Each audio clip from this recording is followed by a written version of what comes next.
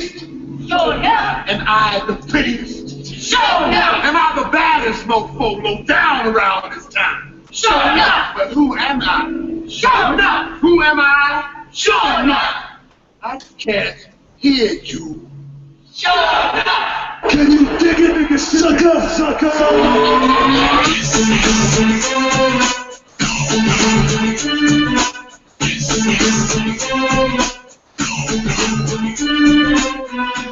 Can you dig it, suckers?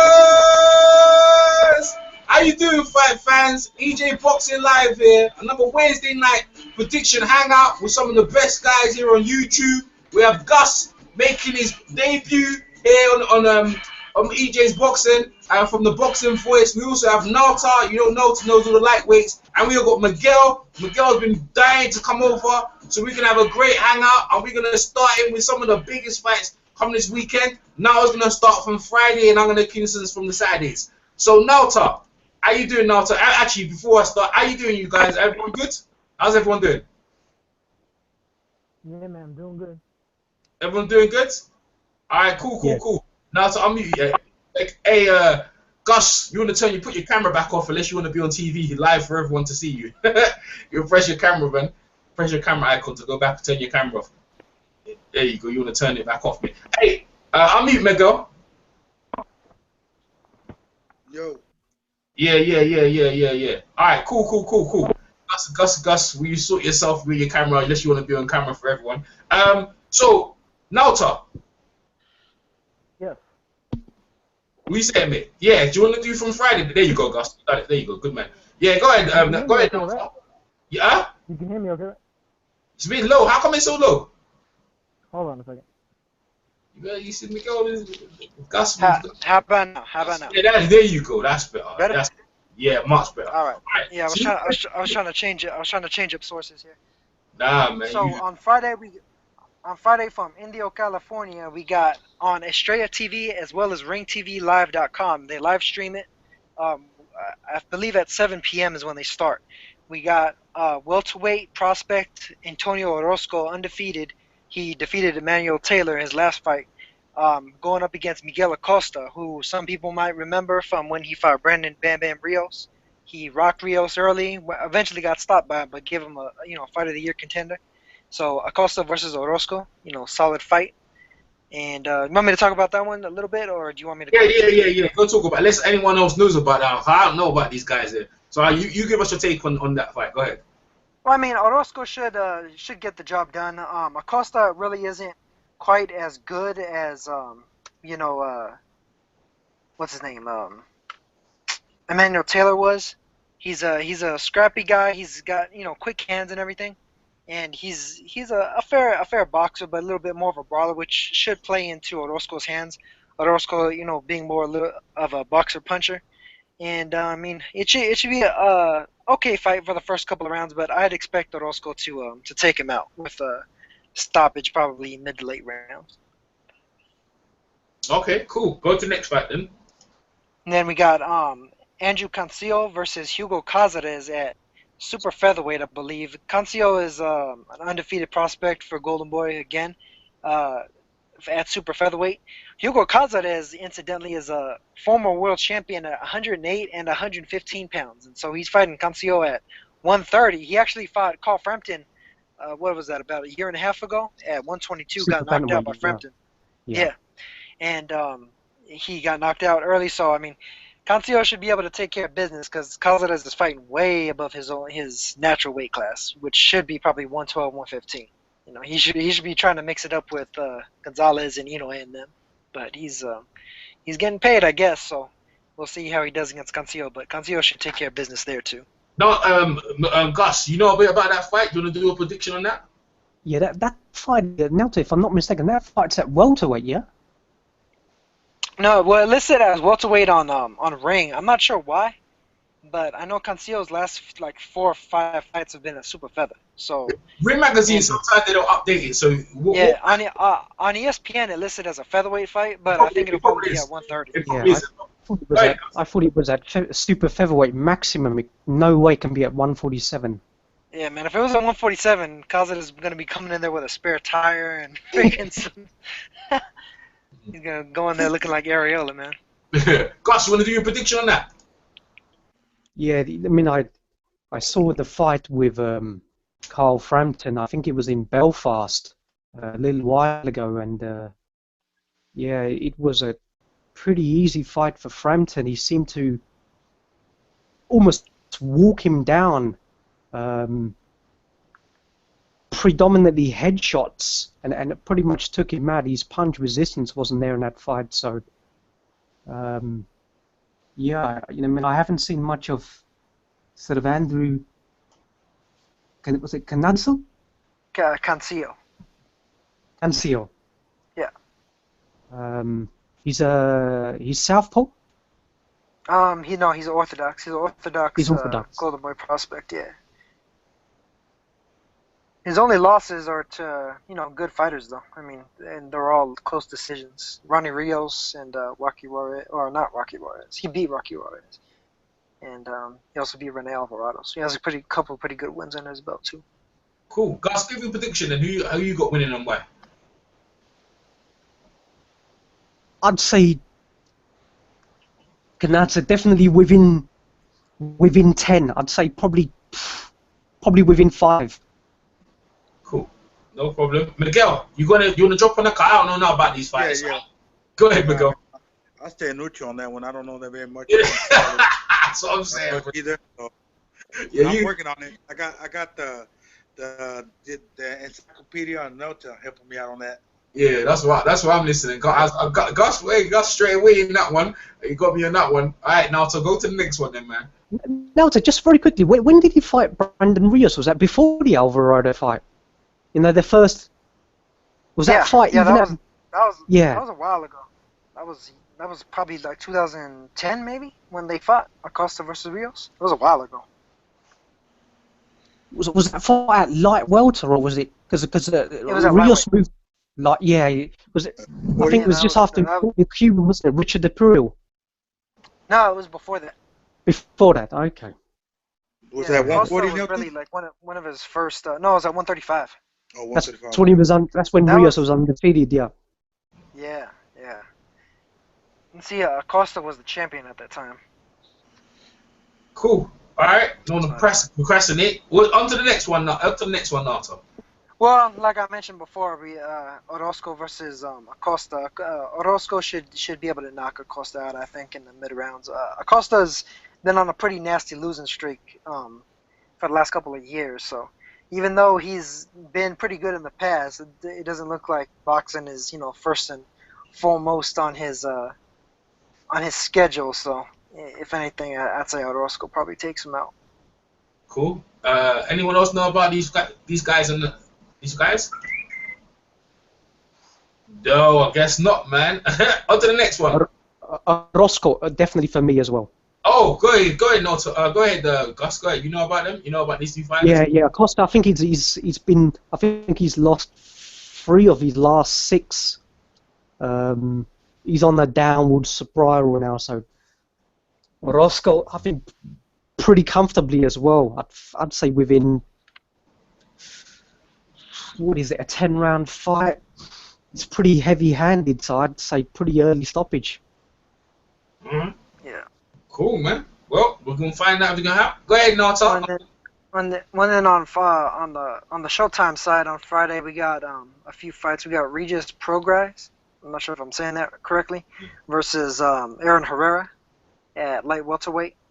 And I mean, honestly, I don't know too much about either of them for the most part. I mean, I've seen Aaron Herrera before. Looks like he's the B-side in this fight. But a lot of these showbox cards, though, they can be tricky. These guys tend to be matched pretty tough on these fights. So, I mean, that one could be a toss-up. But I'd say Prograis will probably take it. He's the undefeated prospect, 16-0 with 13 knockouts. And Aaron Herrera, even though he's been a pretty troublesome opponent for some guys recently, I'm not sure if he has the overall skill set to be able to deal with a guy like Prograis. Cool. All right. Where's Prograis from? Is he a US He's fighter? from, I think Yeah, he's from Houston, Texas. Ah, okay. Yeah, this fight is gonna be in Miami, Oklahoma, so not too far from his home base. And then Herrera, of course, is from Mexico. And then let me see who else is on this card. We got Ivan Baranchik. Willie Nelson. I've seen that name before. Who's that? Go ahead. Ivan Baranchik versus Nick Givan.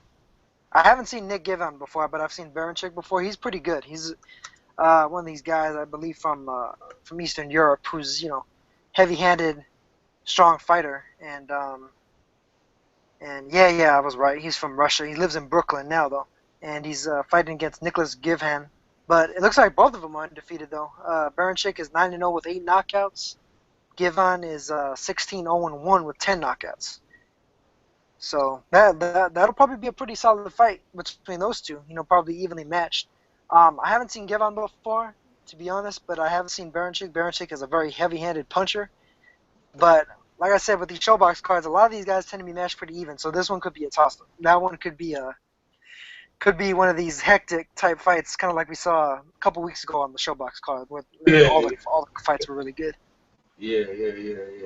So I can't really make a pick for that one. So. Okay. So ain't the thing he fighting on that card? Willie Nelson versus Marcus Wilson. Wills. That's a middleweight fight, no? Willie Nelson. Yeah, light middle, isn't it? Light middle, yeah. Yeah.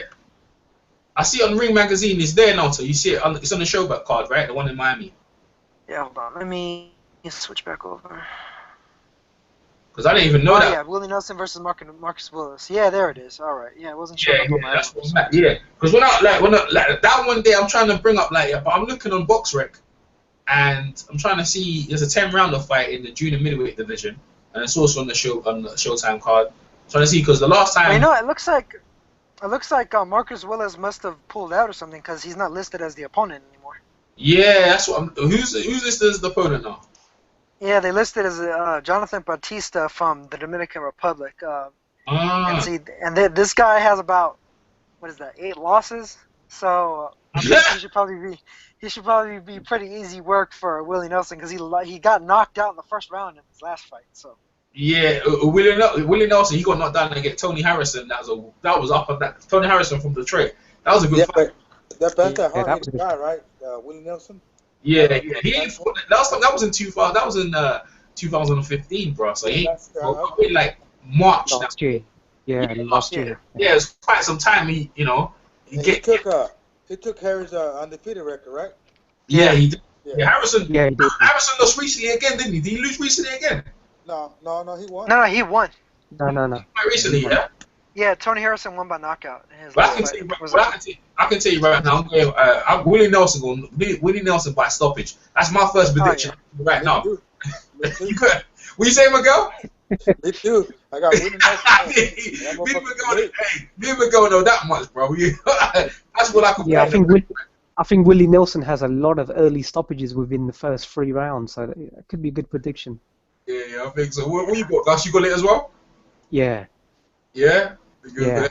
Yeah, good. Pick around, I haven't seen too much of Willis, but Nelson I definitely seen, and yeah, he can hit, man. He can hit with both hands, actually. Yeah. Yeah, no, I don't think he's fighting Willis, though. I think he's fighting this guy that they're listed right here, Jonathan Batista. If you go on BoxRec, it lists him. No, I saw it. I actually saw it. That's what I'm saying. I got Willie Nelson by knockout. I agree. He's just there to get backed up. What's Batista's record now, sir? What's his? 15-8 with 8 knockouts. Yeah. And he got knocked out in the first round in his last fight. Yeah, he's got. So the 8 wins he's got is all by knockout. Interesting. No, he's got like. Sorry, 15 wins. Sorry. Yeah. 8 losses and 3 knockouts. But he's 31 years old, but like he can hit a bit, but he's got a lot of losses. Like he's got some disqualifications in it. Lost by decision. Losses can be deceptive, innit? My favourite fighter is Darnell Boone, and he's got 23 losses, man. So I don't. Yeah, that's true. But you see, his last fight in 2015, like in was it November? He got knocked out. So he's coming into this fight with a knockout loss, so it's not the good. He's 31 years of age. But he- And you go on the Boxing Voice, and if you mention the fighter who's got a loss, you know, and they castigate you, man. So no, Yeah, but I that- mean, when you have that many there recently though, all of his losses have been in the last like 2 or 3 years. So yeah, doesn't yeah. look good. He don't look like he's gonna come in with any ambition to try and up the up. He did. Boy, a lot rich. Willie Nelson, he's been training at that gym, that new gym, right? Undisputed in California, right? Yeah. I don't know, man. I'm news to me, man. I don't too know about that. All right. Yeah, yeah. so just out of curiosity, where are these fights going to be televised? If it's Showbox, is that a Showtime sort of derivative channel or something, or? Showbox is basically it's a series on Showtime Championship Boxing. Like Showtime has 2 different types of boxing. They have Showtime Championship Boxing and then Showbox.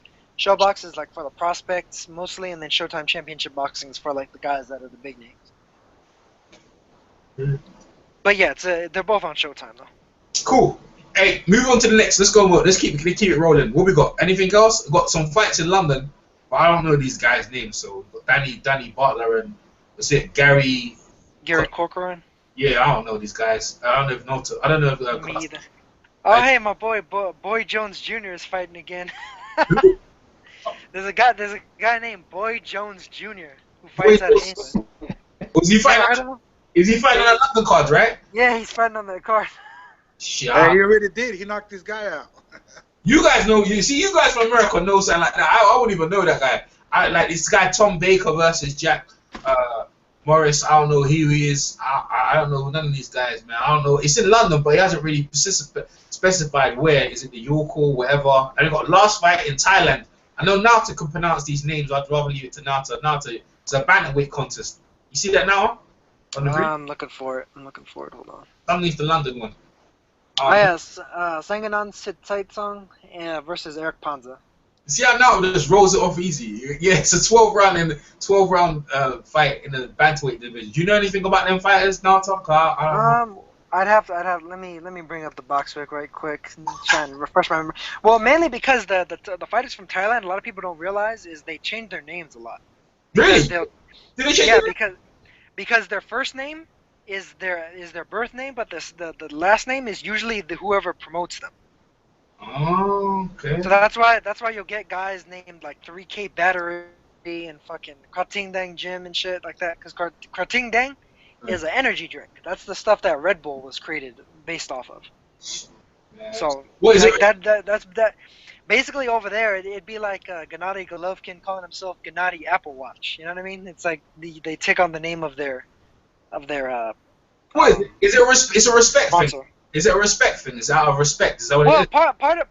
part of it is that, and then part of it is the fact that they actually have like gyms that like have dorms and stuff where the fighters live and eat and train and all that stuff. Okay. And basically, it's like they just take a percentage of the purse, but they get their living expenses paid for.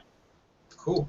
Probably why these guys are non-stop for 12 rounds. They're probably getting fed Red Bull at 1 minute changeover each time. Yeah, man. exactly. Probably. All right, go ahead, Nata. You got the red cup. You got the red cup on Eric. Yeah. It looks like Sanganan is gonna be the favorite fighter. Eric Panza is from the Philippines, but he's 9-6-1. So he's the guy with the losses. Sanganan is 15-0 with 7 knockouts. So he should probably be favored. Both of these guys are pretty short for the division, though. Sanganan looks like he's 5'2", which is pretty short for bantamweight. Eric Panza's 5'5", actually, so he's more on the middling side for bantamweight. Yeah. So he's Sanganan's got a pretty big height disadvantage, and Panza's actually his record isn't too bad. His losses have been to pretty good opponents. It looks like, mostly undefeated guys. I think this is probably like a test type fight for Sanganan. Yeah. This might be a trap fight for him. Yeah. Well, is this for the vacant IBF Pans Pacific Bantamweight Championship? Yeah, it should be. Yeah. Yeah. It's one of those. Yeah, it's one of those regional titles. What is it? Was it 118? Is his fight at? Yeah. Or 120? Yeah, 118. 180? Okay. Whoa, you know what? I just realized Sanganan's only 16 years old. Oh yeah, Wow. he's 16 years of age, man. Wow. Just realized as well. Wow. That's why he's so short. He hasn't even fully grown yet. It's not even developed yet. Yeah. He's like a little Pacquiao, man. He'll be fighting at welterweight in 10 years. Oh, yeah, seriously. He might break what's his name again? The guy from Puerto Rico. What's his name again? Wilfredo Benitez? Yeah, he might beat his record like being a world champion. Boy, look. Yeah, when he was 17. Yeah, no, he'd have to kind of hurry though, because I mean, let's see, he'll be 17 in December this year. Well, yeah, no, he has almost 2 years, so he might be able to. Yeah, it might be the youngest ever, you know. Shit, well, let me see what age did he turn pro? He was only 16. He was 13. He was 13 years old when he turned pro. Fuck that, but he's... Has any Asian fighter got a belt at bantamweight they can, have an easy, have a possible fight in? Possibly, actually, now that you mention it, Ponglung Sosingyu. Ponglung Sosingyu has the WBO title. He'd probably be the easiest guy to beat. Yeah, that could be me then. Yeah. Hey, that's crazy. You know? I can't believe we just sit and discuss this guy 16 out the crib, like yeah, man. Right at 16. That's like, good, man. That's good. That's finding a prospect, man. That's what this is all about, you know. Yeah, that's crazy too, because he looks older than he is too, and like his face, you know what I mean? He looks like an adult, but yeah, he does. He does. EJ, that'd be a good bet for you, man. You know, you like your little wages, man. Possibly the youngest ever world champion, man. Put a bet on now. Yeah, might be some good odds, man. Yeah, I think that's a sure bet. I think. I mean, we're probably gonna cover that fight, me and Nelson. We can find it and see what he's looked like, but yeah, that's what it looked like. We've seen it, but in that division, I'm not too sure. They got some pretty good fighters in that division. In it, we got is it Frampton and Quigg around there? In that, they're super bantamweight. Yeah, well, Frampton is now jumping up to junior featherweight. Quigg will probably remain at 126, I think, for a little while. Yeah, no, that's regular featherweight. Okay, all right. Not any more cards on the Friday. Doesn't look like it. I think that was the last one. Shit, man, okay, all right, cool. Well, we're gonna jump straight into Saturday, the 26th of March, and we're gonna come straight in with Andre Ward versus Sullivan Barrera. This is a 12-round contest, light heavyweight division. Andre Ward, number 4, pound for pound. I'm giving my prediction straight off the bat. I think Andre Ward's gonna punish him. You're looking at from 6 onwards, so I'm probably saying like maybe round 10. Sullivan Barrera. Let me bring up his resume before everyone brings real quick resume and his to see how many fights he's had, man. Because I haven't really. He's had 17. He's at 17, yeah. 17 fights. He's got 12 knockouts, yeah. He's from Cuba originally, so you know Cuban guys are pretty good. He stands at 6'2", 34 years of age. Hey, you know what? If this guy upsets bloody thing, I won't be surprised. Them Cuban guys, you know what I'm saying? They pack. He hasn't got no notable names in his resume.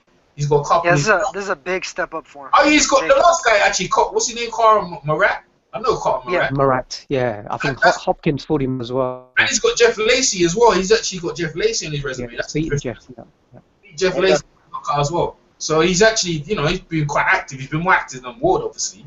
But this is a massive step up for him. And hey, we'll see, man. Andre Ward's resume, you already know. You Carl Froch down there, Kessler. He's one of the biggest divas in boxing, though.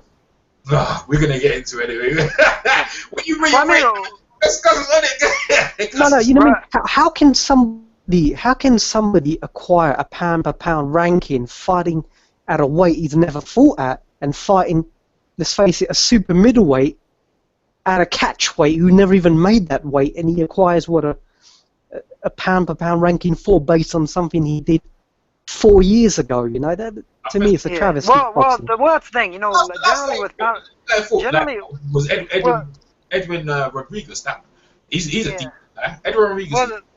Well, the thing with Ward though is on pound for pound rankings, like I think with him it's just the volume of fights. You know, all the fights that he had were really good opponents, so he managed to kind of acquire that by doing that.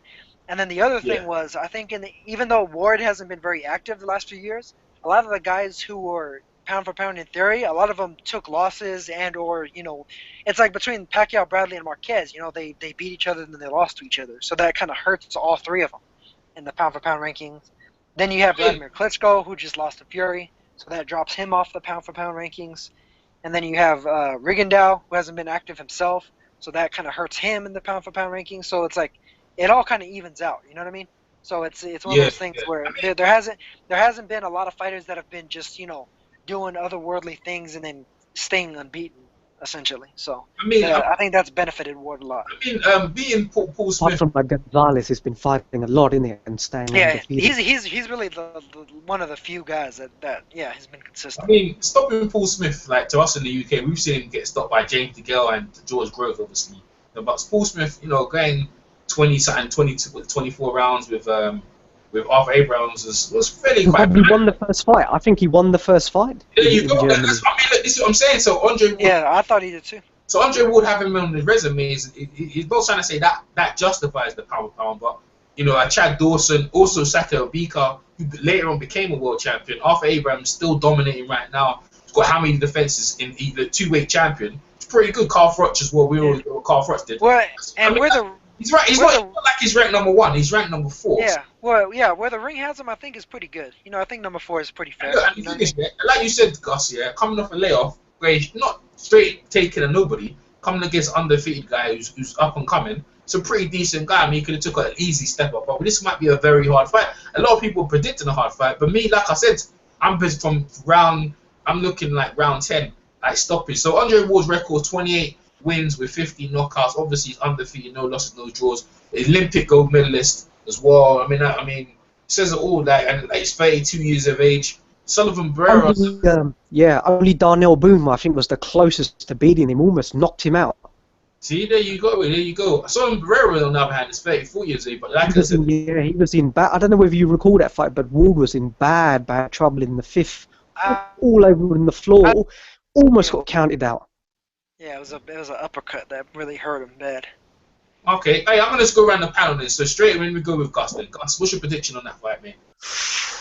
I would love to see Barrera beat him. I really would, just for justice in boxing. Justice? What's Ward done? Come on. What's Ward done? What's Ward done? What to be justice? Come on, Gus, explain that. I just think he's turned into a diva in not only in his negotiations but also with contractual difficulties with the late Dan Guzan as well. This whole situation with refusing to fight because contractually he was obligated to fight one more. So out of principle, he could have taken the fight, but he didn't out of principle. And the point is that this guy was like magic when he won the Super 6. And I just feel that over the last 3-4 years, with a combination of injury and sort of contractual disputes, renegotiating with a new sort of Rock Nation, the best years could have been dissipated.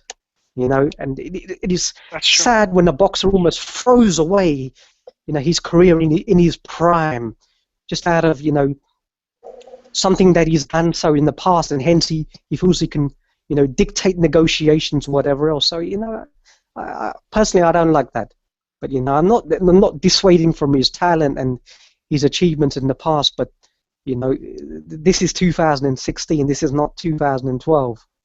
So. So what's your Barrera is a very dangerous opponent, so give us your prediction. What's your prediction? Go ahead.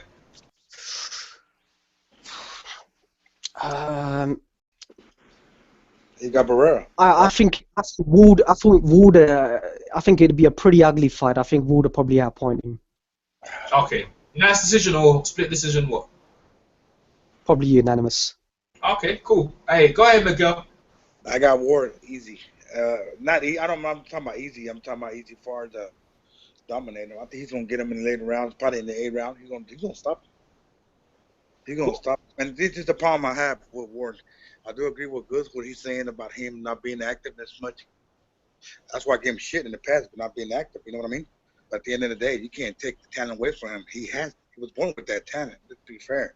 You know what I mean? He's just a gifted boxer. I'm not a boxer fan, to be honest. I'm Mexican. I like brawlers. You know what I mean? But I also, it's like me. I don't like Floyd either. But I got to give the guy his credit.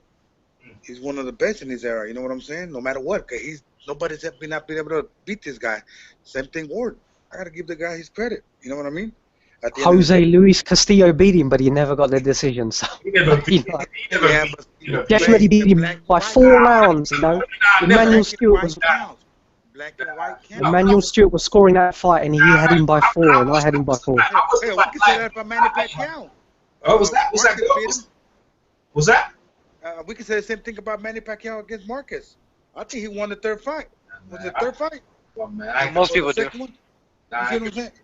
Well, Yeah, that's he the thing. I mean, you could kind of say that about a lot of guys too. I mean, you could say Exactly. that Kazagi lost to Hopkins. You could say that Lopez lost to The Alvarez. bottom line is, yeah, and officially, what we're talking about is like Miguel says, undefeated. Let's keep it rolling. Well, and here's the thing with Floyd, though. At least you can give credit is the fact that he went back and he rematched both Castillo and Exactly. Maidana in his closest fights, and he beat them.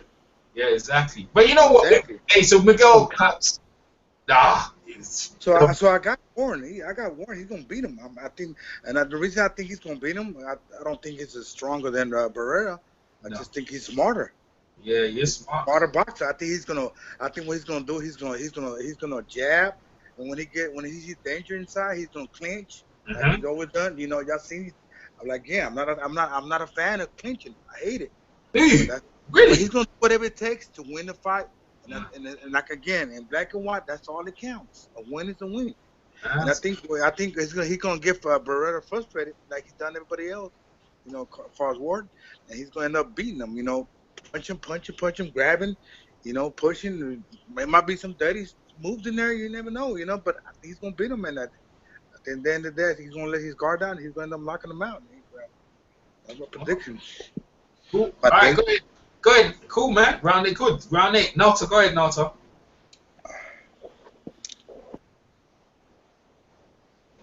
Nota. He gone. Where's he gone? That scared him off.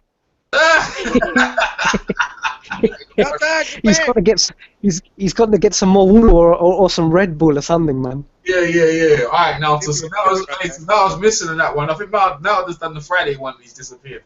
All right, so we're gonna move on. When Now comes back, then we can join in. We got. He's back.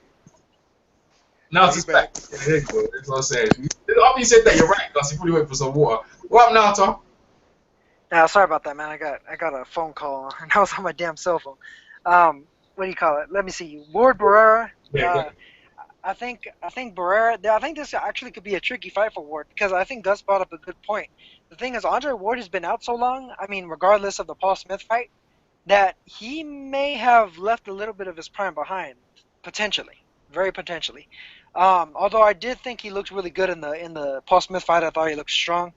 I don't think he's gonna stop Barrera because Barrera is a very strong guy himself, and I've seen him fight before. He's a good puncher and he's a physically powerful guy. Never been down. I think it's gonna be very tough for. Well, Barrera was actually down once, but it was a balance shot more than anything. He wasn't hurt at all. I forgot who it was against, but he knocked that guy out pretty quick afterwards.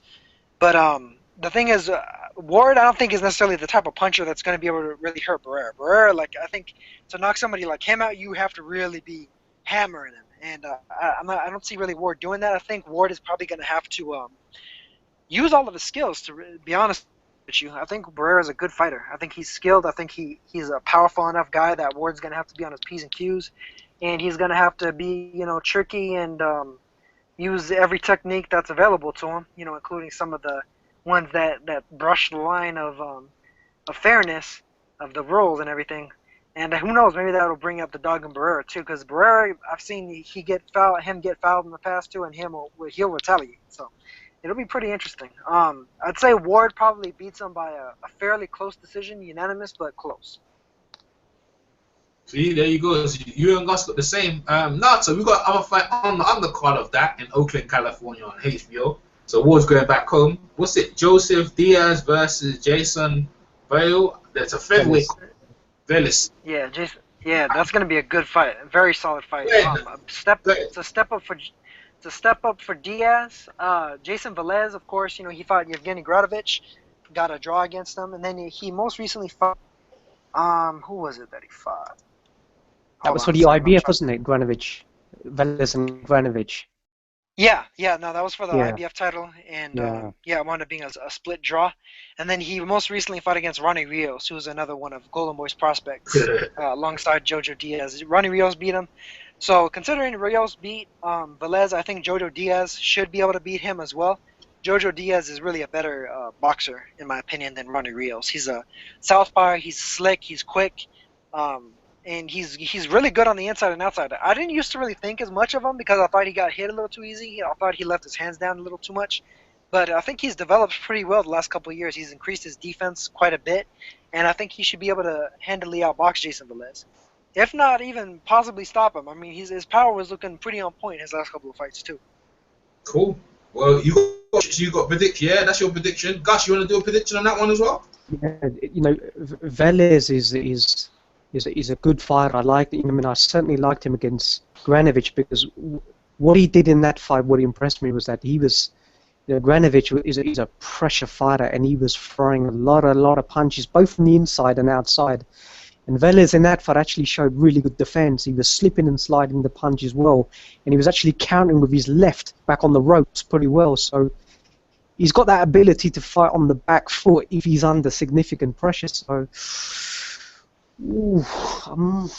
why not? You know, I mean, I'll go for Velez. You know, cool. I think experience. He's been in world title fights. Probably, I'd say probably maybe a late stoppage. A late stoppage. Well, at least you got there. That's possible. That's probably possible. You can see that happening as well, man. Well, should be a good fight though, regardless. Yeah, definitely. That's very, looking very for good that. matchup. Well, we got moving on to England. Yeah, it should be a good fight. Moving to England. What's going on my screen? My screen's all froze up. We got Kevin Bizier. Hey, Andy Diaz, is that guy Diaz, Joseph Diaz, he's related to the trainer? Or just coincidence? Holding Diaz? No. He's not related. Oh, okay. No. I was wondering that. Okay.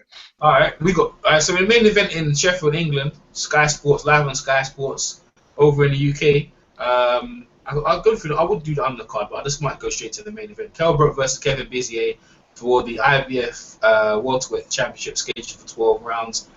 Kell Brook resume.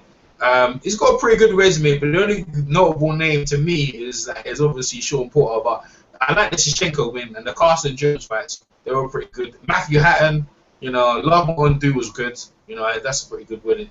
He's got Michael Jennings as well, and his record is, as it stands at the minute, is 35 wins with 24 knockouts. He's 29 years of age, stands at 5'9". He's from Sheffield, born in Yorkshire. That's in Yorkshire, sorry. And Bizier, Kevin Bizier, like I don't know too much about. And this is the whole point of the prediction, because sometimes like someone like Kevin Bizier, Sullivan Barrera, like what are they gonna win? But this is when upsets happen, when we just take our eye off the ball. So Kevin Bizier's record is 25 wins with 70 knockouts. So he's a fairly good dig. Stands at 5'9". His name is Kell Brook. He's 31 years of age. So, but he's on his record, man. I'm looking into his record right here. He's got Giuseppe Laurier. Giuseppe Laurier. I remember Matthew Hatton beat him. Not Matthew. Ricky Hatton beat him. I remember Junior Witter beat him. He's got Nate Campbell on his resume as well. And anyone else? That's about it, man. JJ Dam as well. I think he fought him twice. Jojo Dan? What is it? Yeah, he fought Jojo Dan. Jojo Dan. Okay. Yeah, I see it. Yeah. But other than that, he ain't got no one else. So this is a big step up for him. The last time he lost was in 2014, and since then he got racked up 2 wins. So this is his big break, man. He's from he's from Canadian, but I think he's from Canada, Quebec, Canada. So we'll see. I'm gonna go with Kell Brook. Kell Brook has looked tremendous hitting the pads with his trainer this weekend. I see it on Eye for London. Check that out. Kugan Cassius and Jamie Helder on that channel. And they got the media workout today. It was actually yesterday, sorry, because over in the UK. And he looked impressive, man. He looked very impressive. So I haven't really seen Kevin Bizier. I'm going by stoppage. I'm going 8-round stoppage. I'm done. Let's go to Nauta. Nauta, how do you see the fight going? Oh man, I got Kell Brook easy. I think he stops Bizier probably within about 3 or 4 rounds, man. Because Bizier to me is no better than Jojo Dan. Brook stopped Jojo Dan in 4, and he probably could have stopped him earlier than that if he really wanted to. I think Brook is probably going to look to show out and show off that he's his claim to be the best of the welterweights, regardless of the resume. He's just going to try and show it on the eye test back. blowing Bizier out the water. Cool. So I got early stoppage. Early stoppage. All right, cool. Let's go to Miguel. Yeah, I got no doubt. Kell Brook winning by about 3 round stoppage. And that guy, BZA, what's the name? Training that guy, right?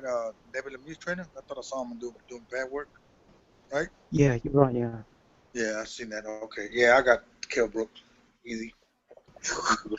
Yeah, gosh. Easy. Early 3 round stoppage by Miguel. Impressive.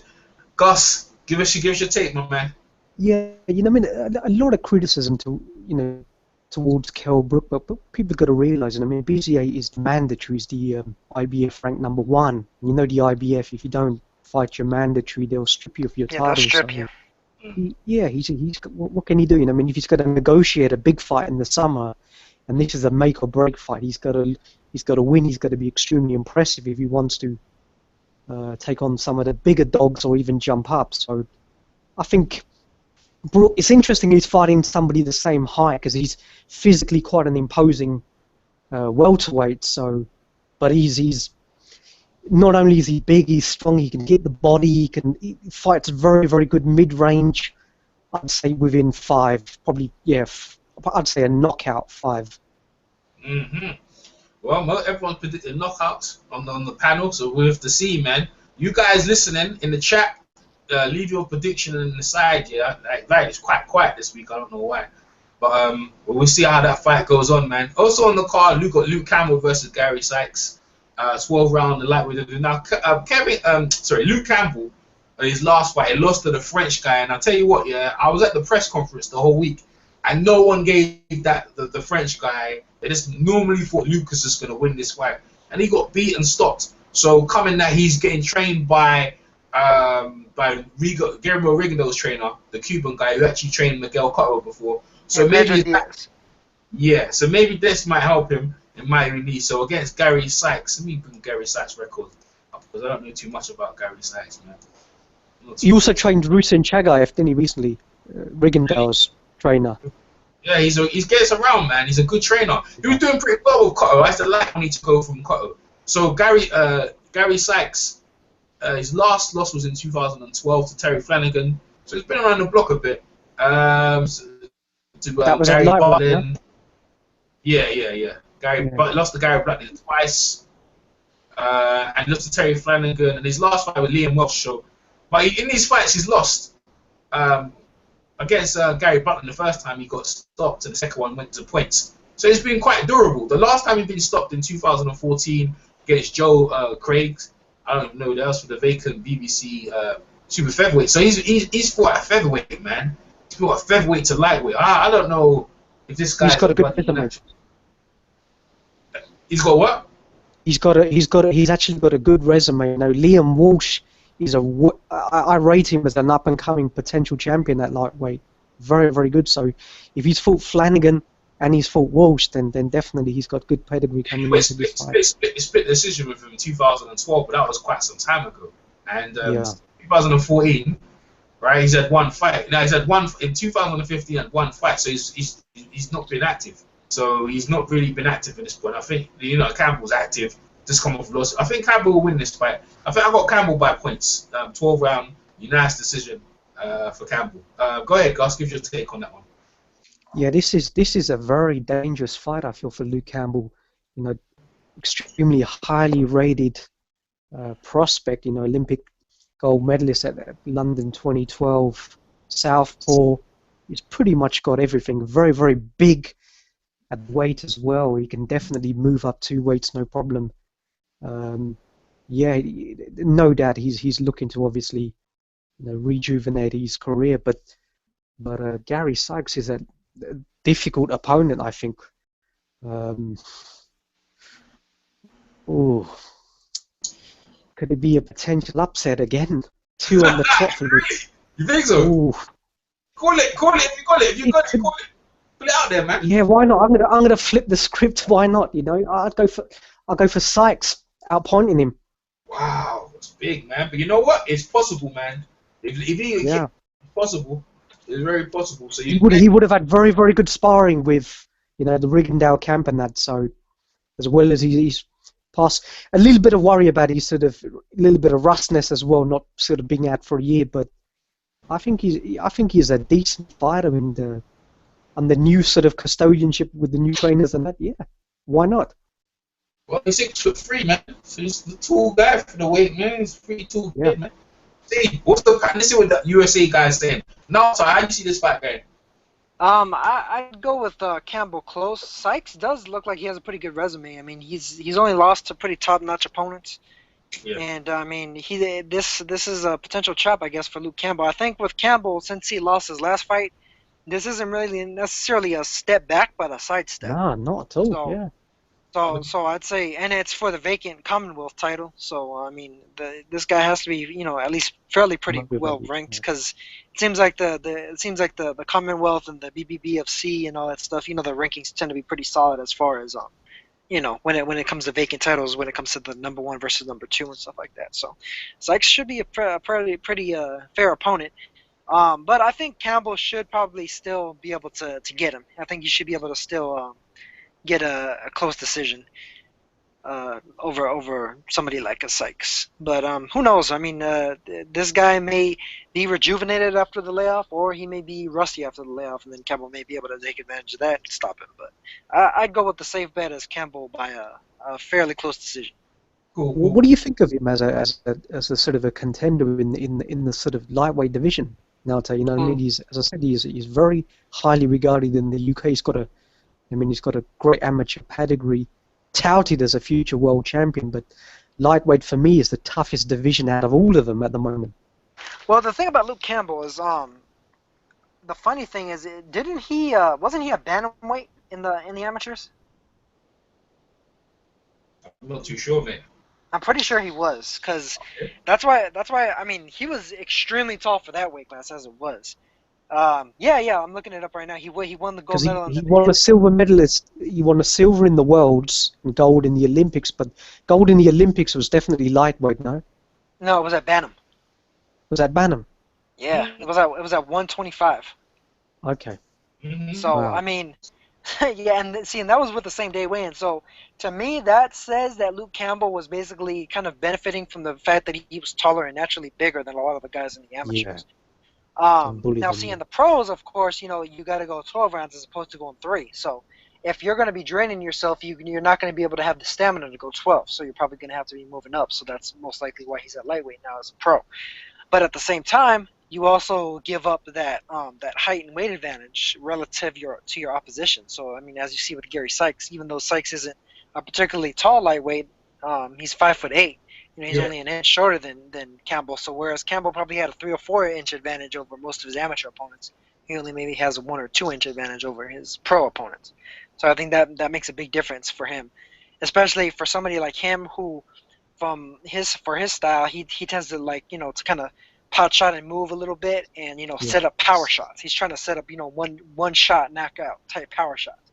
And if you're not able to get out of the way quickly enough with a taller opponent, that could spell a little bit of doom and gloom for you, especially if you're more of a finesse guy on the inside. You're not necessarily a strong guy, because he doesn't really strike me as a physically strong guy on the inside. So he could probably be bullied a little bit. And I think that's pretty much the way Mendy was able to defeat him in his last fight. He got bullied a little bit on the inside. So I think that could be rough for Campbell. Even though he probably has the frame to go up another weight class or 2, he may not have the overall strength to compete with the elite fighters at those weight classes. And Sykes, he likes to fight on the inside as well, despite being a tall man. So Yeah. So that could be tough for him. All right, cool. Well, I made a mistake on talk about the height. So I was looking at another fight. I was looking at another fighter. So yeah, it's 5'8". All right, Miguel. What's your take? Yeah, the A side, which is what, Luke Campbell, right? Yeah. He's favorite, yeah. Don't know much about him, I know a little bit more about Luke Campbell. Seen him in the past, but not the opponent.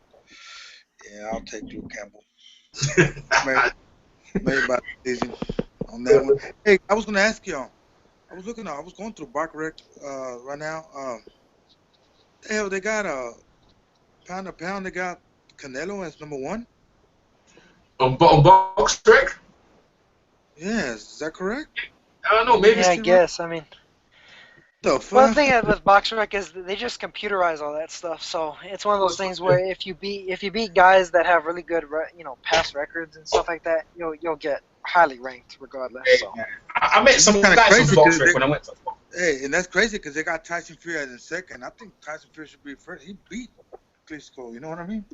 yeah. What the hell? Well, and that's the thing, it's computerized also, and see their algorithm is kind of weird. So they have a weird algorithm for how they decide Crazy, who man. gets ranked. But I yeah, would- I think Go ahead. their pound for pound rankings are probably like one of the worst like you could find though, just because. Subjective, yeah, Yeah, it's opinion. that's- Yeah. Well, no. With them, it's actually not subjective. It's objective, but the problem is the way they set up the algorithm is the algorithm obviously would be subjective, but the way they set up the algorithm is pretty weird. It's like you get a lot of extra points for fighting outside of your country, and so even though Canelo's been fighting in the United States, I mean he's effectively been fighting hometown. He's been the hometown fighter more often than not, so that plays into it.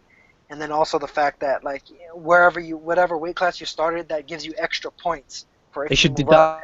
deduct 50 points for every catch weight he's fought at, and it's 5 on Yeah. the trot.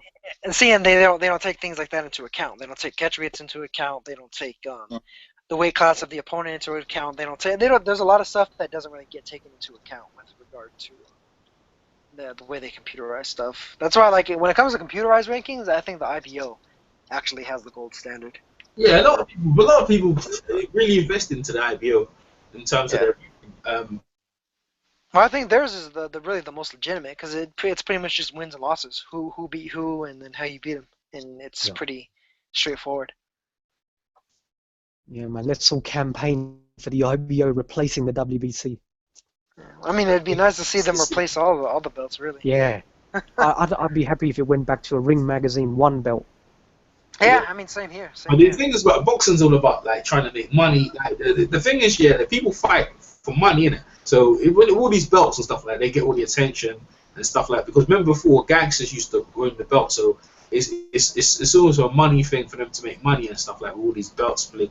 I mean, the WBA realized it was just looking stupid. That's why they're trying to trim it down. But yeah, I agree with you, because if they just had one belt, you probably get a lot of fights, I mean, the WBC now, they're buying casinos in China, and they've bought so much property in South America, and then I can tell you how they launder their money as well. I've seen all of their accounts, They're just the most corrupt organization going. Hey, let me ask you a question. So that means how many belts we have in each weight division? You got the WBA, WBO, IBF. WBA is 41 belts in 17 weight classes. That says it all. Yeah. This is just crazy. Belts, stupid. Yeah. They started I'm telling you. Well, and then there's always been like fringe belts, like the WBF and like all kinds of. The thing is, the reason why they do that, so they can get more money they can get more, because the thing is, they realize is they stick the belts up, sanction fees. They get more money, they get more cut out of your purse. That's what it's about. It's greed. This is what the sport's turning. It's being damaged by people being greedy. So they haven't got enough, so they keep dipping into the fighters' pockets. You can see why Mayweather, when he won the belts, he just throws them in the crash can. He don't care, because he knows that they're trying to take money. So I don't blame him.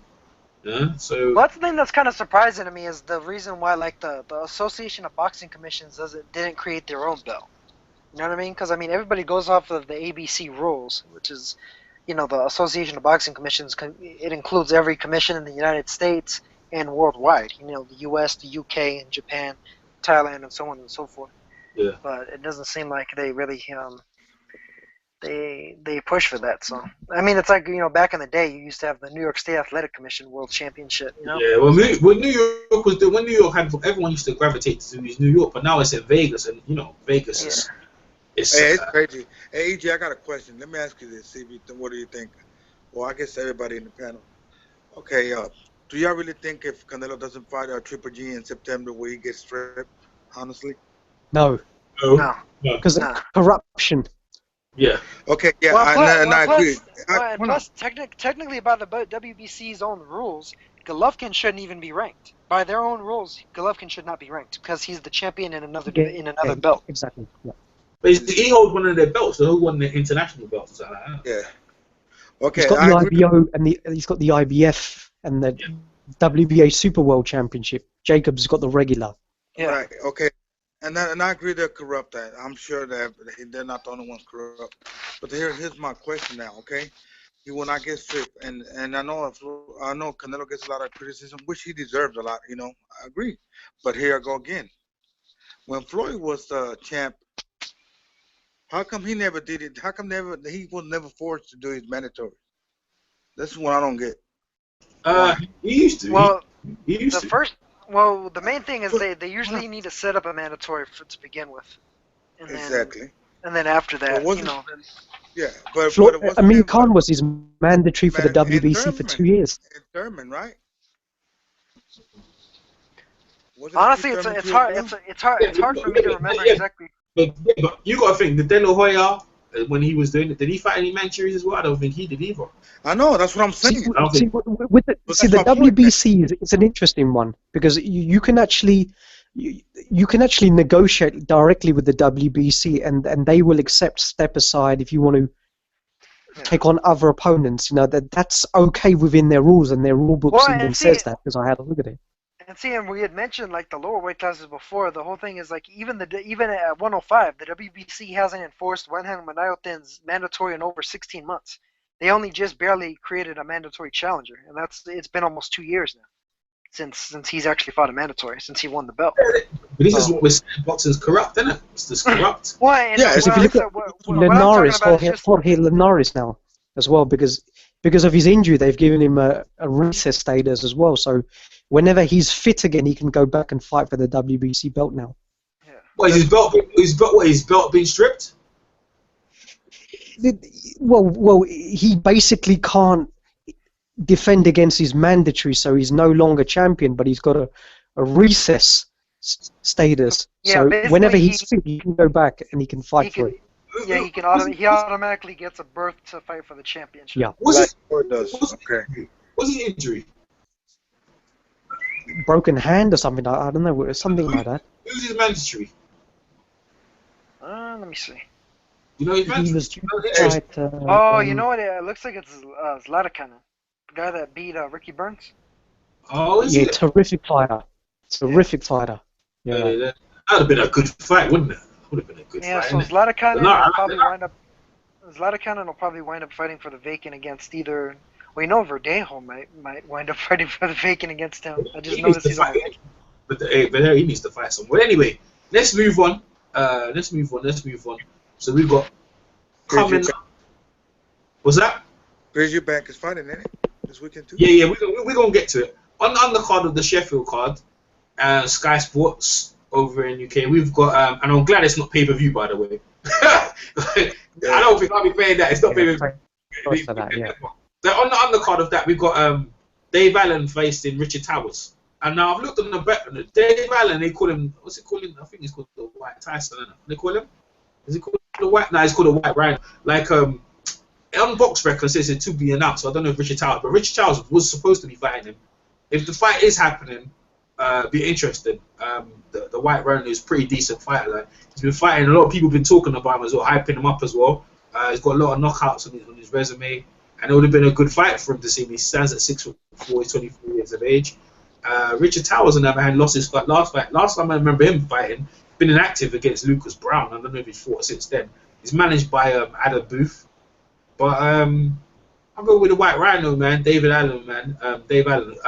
Gus, you know about this? And he's from Doncaster, by the way. What's your take on this? So Towers has got Dave Allen, yeah? Yeah, that's what it says on the Ring magazine. But I looked on Boxer, it says to be announced. I'm not too sure if that fight's actually happening, but hopefully. If I was picking that one, I'd probably go for Towers. Probably Really? have to go against you on that one, Jay. Yeah. Yeah, well, all right. Well, I'm surprised because you know why I say it? Because he's been inactive. And since he got he's got knocked out, I'd just go against him. I'll go against the guy who's been fresher, younger. Richard Towers has never proved anything to me. So I'm going with Allen. But go ahead, Gus. Tell the people your take on it. I mean, Dave Allen, his last fight was... Who was his last fight against? Cruiserweight is like his cruiser fighting at Yeah, he cruiser. wasn't a heavyweight. Yeah. So he's actually moving up to heavyweight for the first time. Yeah, I know, but I still like his chances, man. I still like him, man. I don't trust that. That Towers guy is awful, man. But if you got Towers, you got Towers, innit? You got Well, okay with Towers. a seasoned heavyweight, you know. It's Season, he's a bloody sparring. He's been having great sparring, but when it came down to it, bro, Lucas just walked right through him, cleaned him up. Yeah. You know, and then you see him, he's gassed as well. He had no conditioning. I don't know what he was doing with himself. I'm going with a young guy, so. After three rounds, yeah, I think he needed a bed, you know, not a chair, a stool, man. He was gassed, man. I can't go with that guy. I don't know how serious he takes it, and Adam Booth didn't help him either. So I don't know. Couldn't go with him. But so you got Richard Towers by what? Knockout? What? Yeah. I think it's gonna be welcome to the heavyweights for David Allen, man. It's gonna be probably within 3-4, I'd say. Early's his best chance. I think after that he's gassed out. Cool, man. Any you guys from America, you want to chime in on this one? You knowing about Richard and Nope. Honestly, I haven't seen anything of David Allen. I've seen Richard Towers before, so I mean this could be a problem for Allen, man. Because I mean Towers is tall. He's a big puncher. Mm-hmm. And, I mean, I don't know. I mean, I guess they must think Allen is the goods to put him in against somebody like him. You know, somebody that's that big of a puncher. But to me, it sounds kind of like some Prescott versus Khan type shit. Like, he may get hit with something like the very first shot. It'll be trouble. I don't know. That's rough. But the weird thing is that it says TBA on Boxrec though, so I'm wondering if to be a nut. That's what I'm saying. Richard Towers. I wonder if maybe he couldn't get cleared or something. He saw it and said, "I don't want none of that. He don't want none of that. I can see him." Probably saw Towers' belly, man. I thought, nah, I ain't having any of that, man. None of that. That's why I probably think. That's why I've always been up there against him. No, against Lucas Brown, I thought it'd be a very even fight, but it just blowout. It was decided to a blowout. But anyway, let's move on to the other card in London, in Wembley Arena. I might be going there. I talked to one of the coaches.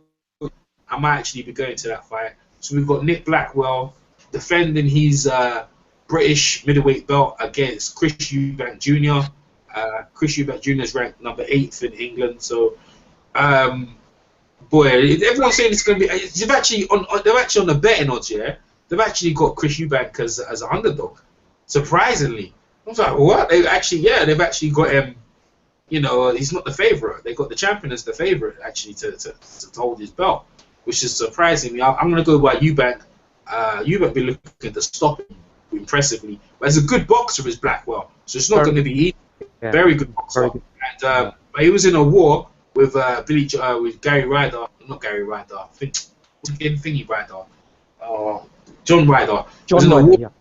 He war with him in his last fight, and I actually talked to Mickey Hennessy before the fight, and he actually told me, he goes, "If you've got money, just throw it on Black." You sure? Got dropped off. Oh, okay. Hey, EJ, you going to the fight? This fight here is go ahead, Miguel. Hey, how much a fight over there in England? What do you mean? I mean, how much is it how much are the tickets? I'm not going to pay. I'm not too sure, Miguel. Oh, shit. Be over there. Yeah, I see. Yeah, I'll get it free, yeah. How much normally are they, do you know? Probably about 35. Start from about 35 upwards, £35 upwards. But yeah, as I was saying, I think I'll go with Eubank Jr. by I was gonna go by stoppage, but I'm just gonna be a bit more respectful. By split decision. So Chris Eubank Jr. by split decision over Nick Blackwell to take his belt. Let me go. Miguel, what's your take on this one? Yeah, I got Chris Eubank too as well. By decision too. Yeah, I think I saw him his last fight. Who he fought in the last fight? He fought Michael Sullivan. Yeah, Sullivan. There you go. That was a good fight. Yeah, he's a good fighter, man. I mean, I haven't seen much of him. I think that was the second fight I seen of him, but he looks pretty. Man, he's a good boxer. I know the first time when I saw him, I think his dad was training him, and I wasn't really too hype on him when his dad, because I know at one point his dad was training him, wasn't he? A while back. Are y'all there? I'm still here. Yeah. Oh, okay. Yeah. So now I guess he's got that trainer. What's the name of that guy? I don't know. Oh, who's you training. talking about Adam? You talking about Adam Booth? Yeah, him, and then he looks like he's improved a lot more. So I got him winning by decision. Yep.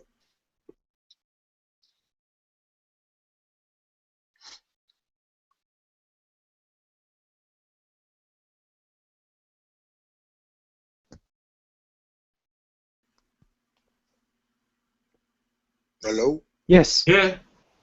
Oh, I'm done. Yeah. What's your prediction? So you got him by you back by But, what? yeah, but I said by decision. Okay. Go ahead, Nata. I got Eubank by decision as well. He's a good fighter. The only thing is he seems kind of temperamental, man. Like he'll try to knock guys out a little too much, and that could work against him against certain guys. I'm not sure if it'll work against him against Blackwell though. Blackwell, I mean, he seems like a pretty good fighter. You know, nothing spectacular about him. Okay boxer. But Eubank, talent-wise, I mean, as long as he sticks to his game and he doesn't get too crazy, I think he should be able to beat Blackwell. But he just needs to tone it down a little bit with regard to trying to get a knockout with every single damn shot, because he's gonna wind up tiring himself out in a fight one of these days where he's not able to recover. So I'd say he takes Blackwell by decision, clear. Cool, man. All right. Go ahead, Gus. Yeah, really interesting fight. I mean, it's interesting that Chris Eubank, although he was mandatory for Jacobs' WBA regular belt, he's keen to sort of go back and actually win the Lonsdale belt, and credit to him for doing that actually, because in the UK, we aspire to winning the British title. So, but in terms of a fight, it's a dangerous fight because two fights contrasting, I think, showed Chris Eubank Jr.'s deficiency still at the moment. Against Billy Joe, he was outboxed by a boxer, not a puncher. Yes, he came strong during the latter stages, but he's inexperienced both from an amateur standpoint and as a professional.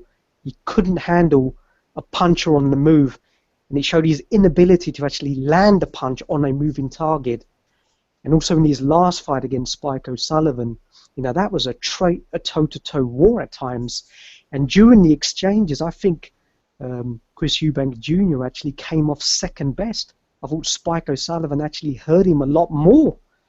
But for whatever reason, his corner decided to pull him out. But I don't think Spike O'Sullivan was under any significant trouble.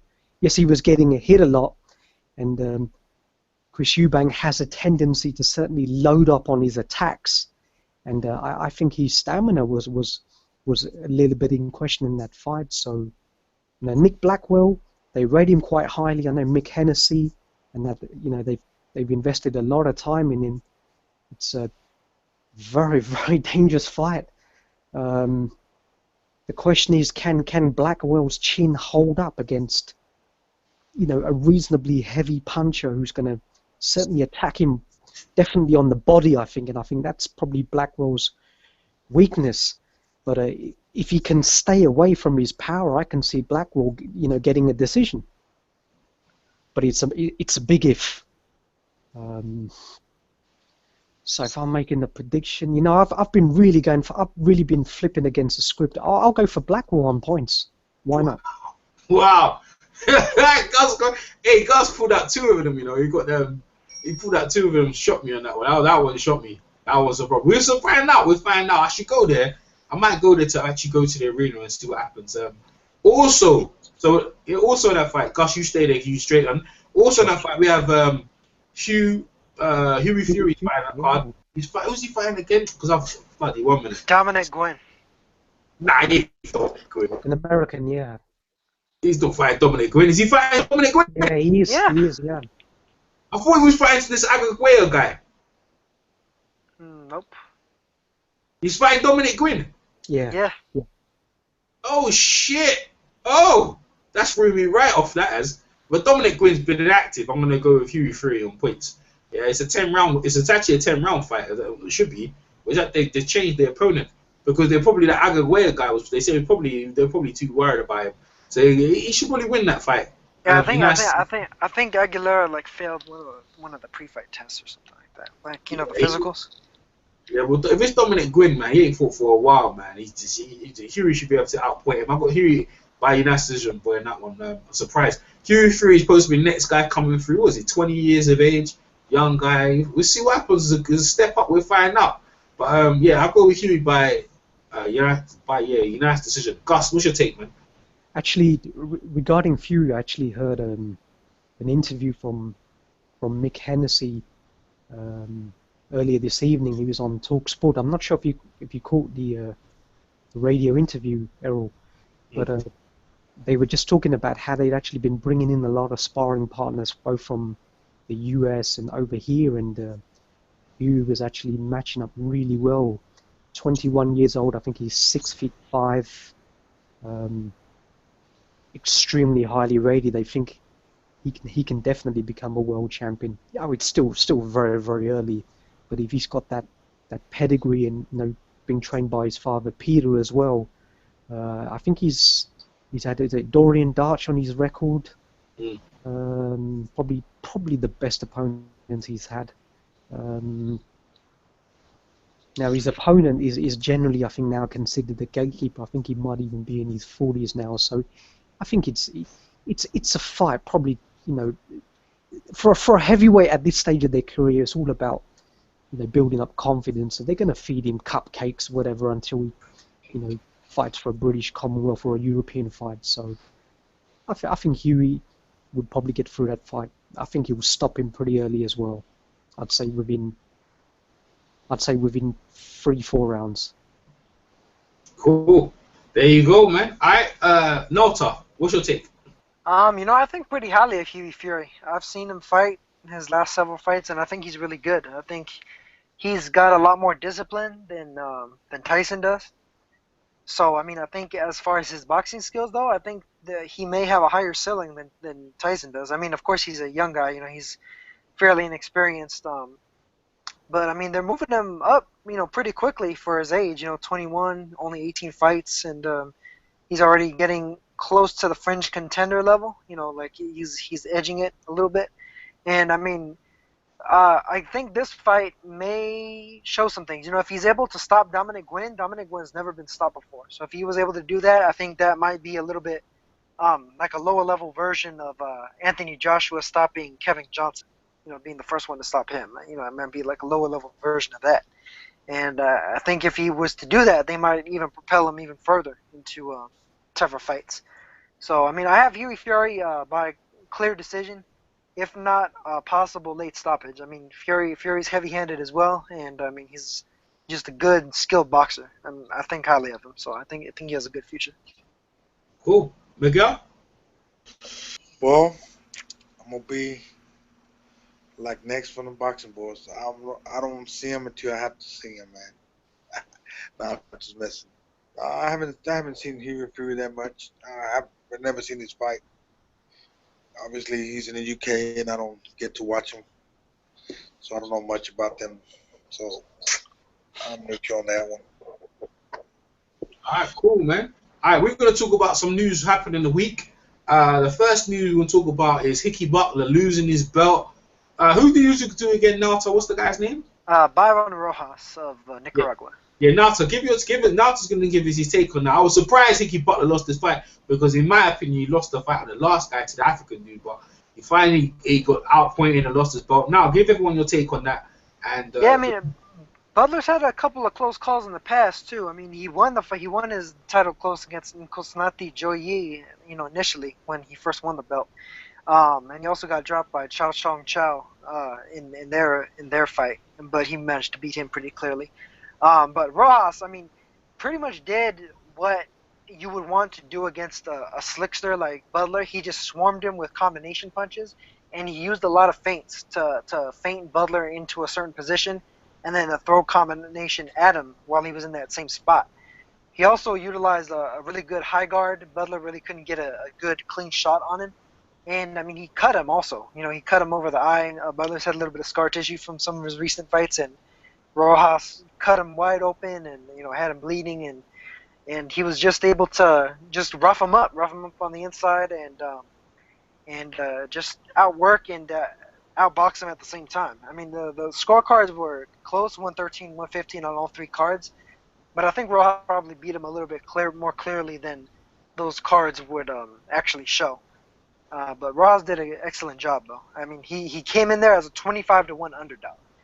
Wow. And he upset the champion. So. Flipping hell, man. Oh God. Missed out on some money there, man. All right. Yeah. Another news we talk about Roy Jones fighting a casual fan for, was it 100,000? Was it? Yeah. 100,000. Yeah. Go ahead, Gus. Give us your take on that, man. Yeah, he was an MMA fighter. Bizarre. You're talking about one of the greats, 4-weight world champion, probably the best middleweight I think I've ever seen, and you can even put Marvin Hagler in that category. Even went up to heavyweight to beat John Ruiz, and now, he's fighting. Where he fought a fighter who never fought a professional fight before for £100,000 after getting systematically destroyed in all of his previous fights, certainly against Macronelli up in Russia. I just thought the whole thing was almost comical to the extent, and it was actually on pay-per-view. The bizarre thing, I think it was $11 or something. I really would like to know how many people actually bought that. I don't know if you guys got any figures, but you got to have been stoned or drunk to have bought that fight, I think. I think some of the MMA guys, because he had Michael Bisping and Chael Sonnen, and he had MMA on the card as well. Also, they had J.R. Ross, who does the commentary. He was in the commentary, so they had a lot of celebrities there. I know there was a lot of hype that it got on YouTube though. I saw like a few dozen different YouTubers and stuff like calling Roy Jones out because they wanted to be the guy that he fought. Yeah. So I wouldn't be surprised if a lot of like casuals and shit like that just bought it for the hell of it to see like, oh, let's see how a regular guy does against a professional crossover boxer. appeal. Yeah. They actually did a vote actually online to pick who in the fans had to pick. They had a short list, and the fans actually picked who they wanted to see. So I think it was like people wanted to see. Well, one good thing this does show though is it shows that even like a guy that's like a way past his prime, not contender level anymore boxer can beat the living shit out of any regular guy out there. Yeah. Hey, that knockout was sweet though, wasn't it? It was a good knockout, yeah. The knockout was good, man. What was it? Was it a fake left and then hit him with the right, or the fake left? And he feinted the left, hit him with the overhand right, and then. It was nice. It was beautiful. Still got quick hands. Against a casual dude, you can see the guy was stunned at the start. So, any other news? Hey, Miguel, we got any other news in the world of boxing before we close up? No. Let me see if Gus. There was what's his name? That Lucas Brown test the pause. Oh yeah. God, let me hear Miguel's comment. Miguel, what do you think about that one? Lucas Brown and the drug taking. Man, I don't know, man. I hit Nelta on that when I saw it and asked him what's going on that. I mean, is it common? I know we saw that there's rumors about Prevekin. I want to do bottom, and now this guy Lucas Brown coming out positive. Doesn't look good. For just in general for the sport of boxing. It kind of sucks. Because it puts like a little black spot on the sport, a little bit, because I'm sure, there's a lot of fighters out there that are probably not being fair, like any other sports, but still, unfortunately it's sad when you see something like that going down, at the end of the day, all these fighters going there and they put their life in jeopardy, you know what I mean? I don't think it's fair for a guy to go in there dirty just to get some kind of advantage, you know what I mean? From my understanding, it was a substance directed at sort of reducing weight or cutting fat, if I'm not mistaken. Well, that's one of the uses for it. Clenbuterol is mainly used like for asthma sufferers, but it can increase cardiovascular, not effort, but capacity. it allows you to basically take in more oxygen and get your blood more oxygenated. So that would help with stamina, and then also Yeah. just the fat burning effects would allow you to Yes. metabolize more fat while you're exerting yourself. So basically, it's twofold. It allows you to take in more oxygen and burn fat while you're doing so. So that would allow you to basically create two fuel sources between fat and carbohydrate.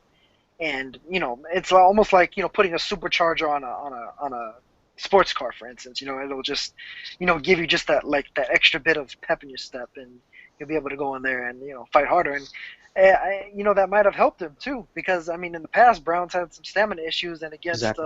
Yeah. Shagayev, he went in there and he pretty much just out staminaed him, because Shagayev was tired by the end of it, and Brown was still coming on. And James that's pretty Toney much as it well, was the same up. thing.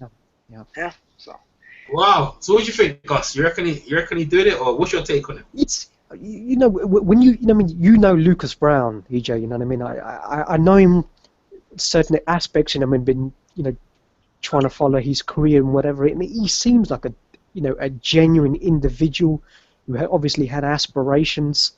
We got a lot of this. You got Luis Ortiz as well. This Cuban as well, who's considered to be probably the best out of all of them at the moment as well, with past sort of indiscretion. So what I'd like to know is that after his fight with Shagayev, the drug testing that was done before and after, and it was definitely done before, I know that for a fact, there was no indication of any foul drug testing then. So exactly, what are the implications? Exactly when did this test occur, and when was the findings actually published initially? Because from my understanding, it wasn't before the Shagayev fight. So is it something subsequent? It's the bizarre thing you don't really know at the moment. It's a good point, man. I don't know, man. I'm bringing up the story right now to see what Brown and Hatton were saying. I can tell you what, man. A lot of people just already just think that it's a mistake. They're not having it because Luke is such a nice guy. But in the same breath, when Tarver and some other guys have been caught, they already just condemned them straight away. A lot of other fighters, as soon as they found out they've been taken, they just throw them underneath the bus. But Lucas is like, oh, no, we can't. And you're right, and there's no ambiguity, because I think this drug has actually been on the banned list for quite a long time.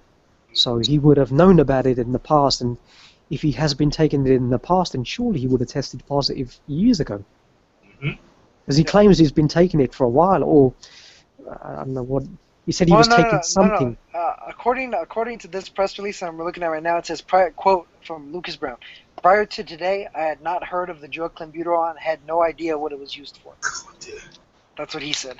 The thing is, Lucas. I actually interviewed him, and Lucas type of guy. He kind of said he trains himself. He doesn't have no trainers, and even though he's Ricky Hatton promoters, he has a lot of training. He kind of trains himself. So if that's the case, he probably thinks he's got it on lock. He don't know what he's putting in his body. And you got to know. A bit of naivety, yeah. Yeah, this is the sort of thing you pay your trainers for, and you have a team around you to protect you. So if he's been taking shortcuts in it, this has cost him a world title. Now, another thing I was thinking, with the David Hay thing, he threw David Hay underneath the bus. He might have to be looking to take that one, mate. Because if the WBA say you can't fight for their belt no more, well, you might have to. But I don't know if David Hay will take it now. Because David Hay was trying to get a ranking, so it's thrown a lot of things out of whack. I might think of calling Lucas Brown, but I don't know if he'd pick up and he'd be interested to talk to me, because he's actually seeking legal counsel at the minute. So I don't think he'd be able to at liberty to say anything. I mean, I could call him, but whether he'll pick up and have a conversation about it, I'm not too sure. Well, it looks like they have the option to have him test the B sample. If the B sample comes back negative, then he'll be cleared. But if not, then there's a good chance that he's getting stripped. Yeah. To me, we was talking about it. So it's so which one is it? VADA or WADA? Which one is it? Yeah, it was VADA, the voluntary. Okay, VADA, like this. What's the percentage of usually the first A cell comes in the B cell? It's usually have they ever made a mistake in that? Does anyone know about that? I think that I'm pretty sure I've read it at least one occasion that the B samples come back negative, so they've been able to overturn.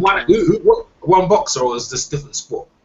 No, it was in boxing, but Athletics, I I think. can't remember exactly who it was though. To be honest with you. So maybe the slim. No, I'm thinking these guys are quite good. Alright, man. It shows you that Mayweather brought it at the time years ago with the Pacquiao thing, clearing up boxing. But hey, man.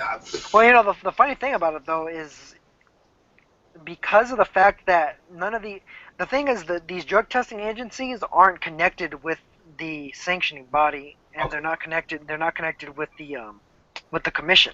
So technically speaking, even if the B sample comes back positive, the commission could just say, "Oh no, the decision stands. You won the fight," exactly. Yeah. and and that'll be that. And then but then the WBA could also say, "Oh well, the decision stands, but he tested positive, so we're stripping." Who paid for it? Or they could go the other way and say, "Well, no, screw it. The decision stands, so he's the champion." You know what I mean? Yeah, but someone had to pay for it. Who was paying for it? Was WBA paying for it? Who paid for it? For Vada, I think it was Brown. I think it was Brown himself. Oh, God. So he paid for it to make sure Shagayev wasn't to make sure Thingy wasn't cheating, right? Yeah, man, I'm pretty sure that they requested it in the contract. Because in the Russian Federation they pretty much suspended all of their drug testing. Yeah. So he fucked himself up there, right? Shit, man. I mean, it's like it reminds you of. How can you request it? It reminds me of Berto Ortiz, or Berto requested it and then he popped. Yeah, how can you request it and fucking fail? No, man, I don't know what to say. Any other news? Any other related news in boxing, guys? You heard about the undercard, right? Of the Canelo count. Go ahead, go ahead. I don't know that. Yeah, tell us the fights on undercard of Canelo and Carl. The fight I think is gonna be Herrera versus what's that guy? Frankie Gomez. Frankie Gomez. That's gonna be a Versus good one. Frankie Gomez versus Mauricio Herrera. Oh, really? That's a good fight. Yeah, that's a very good fight. So Gomez is coming in for Lucas Matissa, who was probably due to have that fight, yeah? Yeah. Yeah. Okay. Honestly, I like this fight better because Herrera, the Gomez, he's been needing to step up, and then that's a good opponent for him. That's a very good. What do you think? I mean, what do you think? Do you think that's gonna be a hard fight? I think Gomez is too big and strong for Herrera. To be honest with you, I think Herrera is a very good boxer, a very good stylist. He could really out-slick a lot of guys, but I think a guy that's physically stronger than him, the way Gomez is, will be able to just bully him. And Gomez isn't a bad boxer himself. Miguel, is that fight taking place at 147? Is Herrera moving up from light welter to welter? Yeah. Yes. Yes. Okay. Yes, he is. Okay. Interesting. Good But fight. you know what? Hey, Nelta. But you know what? Think about it. Like, remember when Herrera fought Danny? Danny's a strong big boy. He could put And beats him with a jab. Yeah, Danny's not as strong as Gomez though. Gomez can bully a lot of guys. Nah, not at all. Garcia's a good puncher, but he's not a physically strong guy the way. Well, see, the problem that Frankie Gomez had in the past, though, is not being that he's been overweight and having issues, with not being. Yeah, I mean that's the main problem that he's had is just being too fat, really. But yeah. So I mean the only thing he would really have to worry about is being like overweight for this fight too. I mean, but otherwise, I think he's too strong for him. Okay, that's gonna be a good fight though. Yeah, no, it's an excellent fight. It's a big step up for Gomez class-wise, but. What other fights on that card, man? Well, they got Lemieux versus Glenn Tapia. Glenn Tapia. That should be a war. That's a dangerous fight. Oof. Yeah, that'll be fun to watch. Yeah. It's kind of a shame they didn't get Lemieux versus James Kirkland because that would have been fun too. But I mean, Glenn Tapia is pretty fair, around the same level. So. Glenn Tapia is gonna get knocked out again, man. He's been knocked. Yeah, I think so.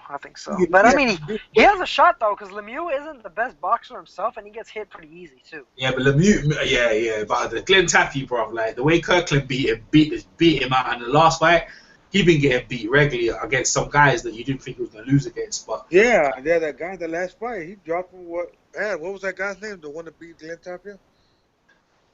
I don't remember.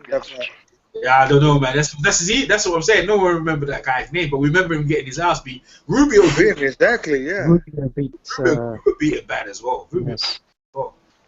Lemieux. Then plus Glenn Tapia was going. That's his first time fight at 160, right? 154. Yeah. What's they call the Jersey boy? That's what they call him, the Jersey boy, ain't it? Yep. Yeah, that's interesting. I've got some news for you guys.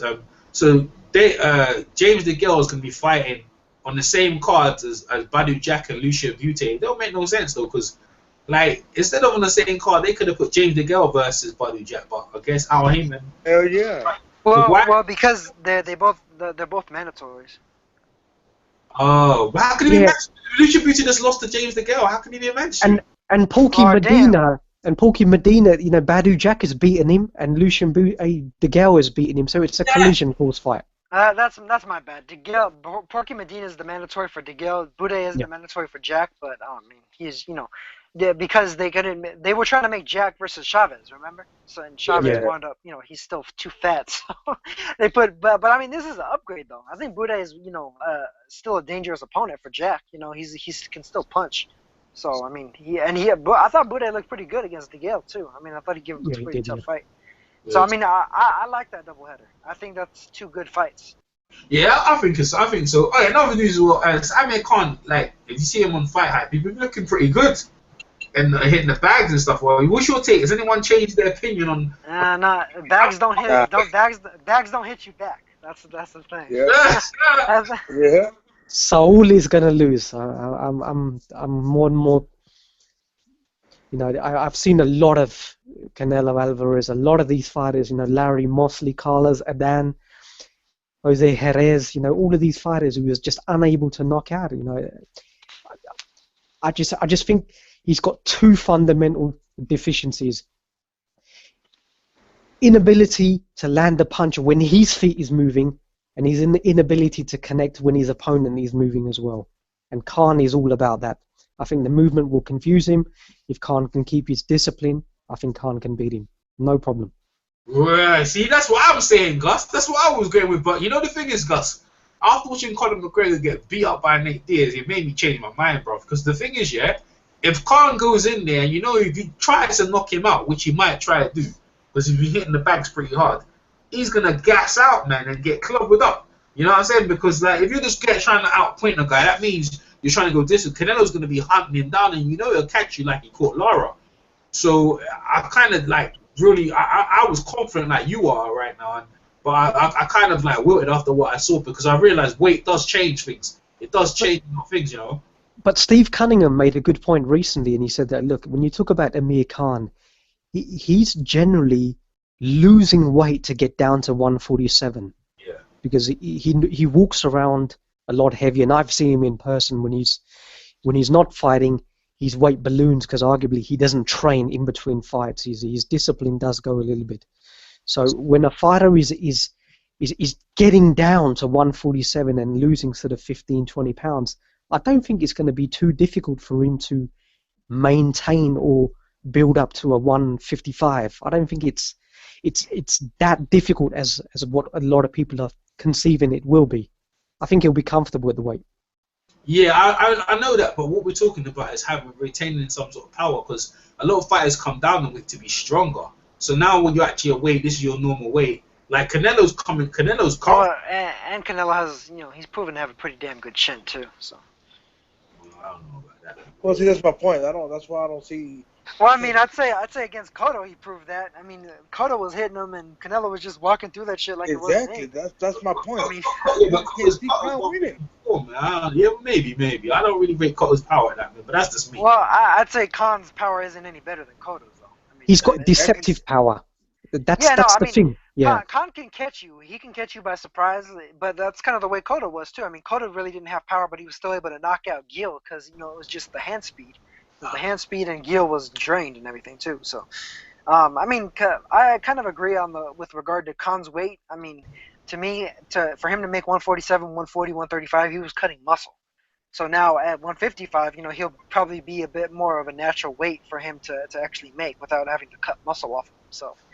But at the same time, he's still fighting against the guy who's probably naturally still more muscular than he is.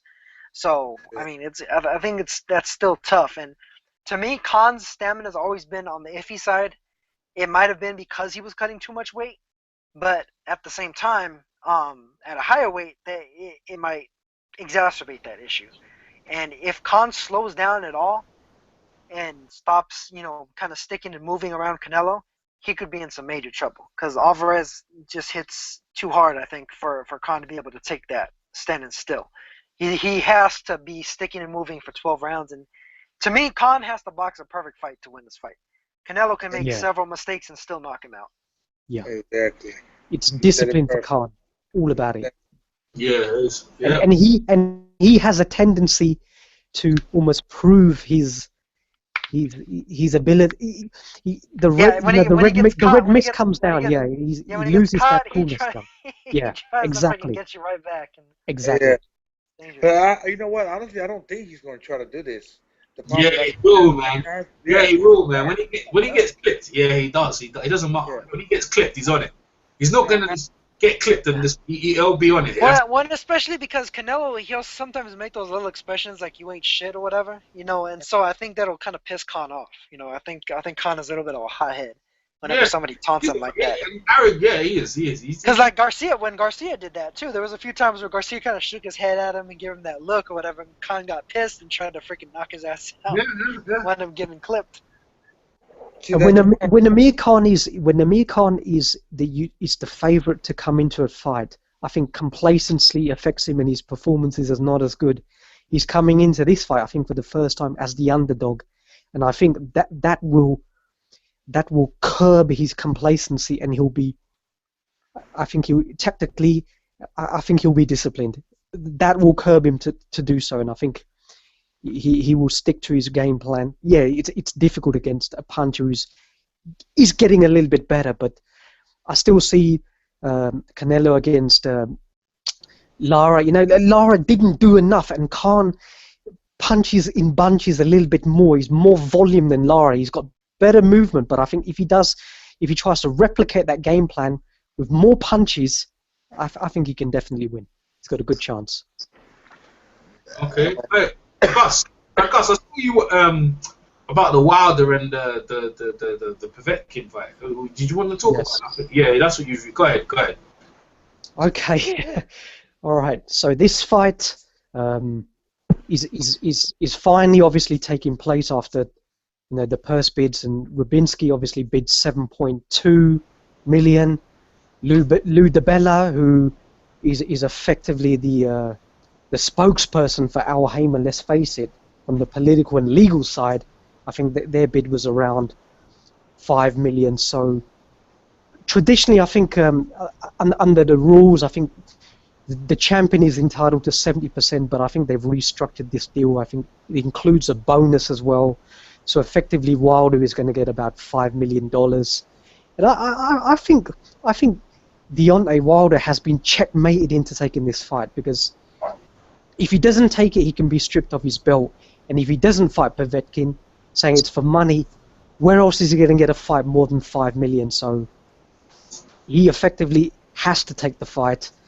And it is a good fight. Now Perdicion, there's a little bit of misconceptions regarding him. I don't think he's the same fighter as he was under Teddy Atlas. I think he's a better fighter recently. He's always in your face. He's more aggressive. He always comes forward. Deontay Wilder. His last 3 opponents. Arthur Szpilka. This guy was a football hooligan for Legia Warsaw. Not a great deal of boxing before that. Duhapar as well.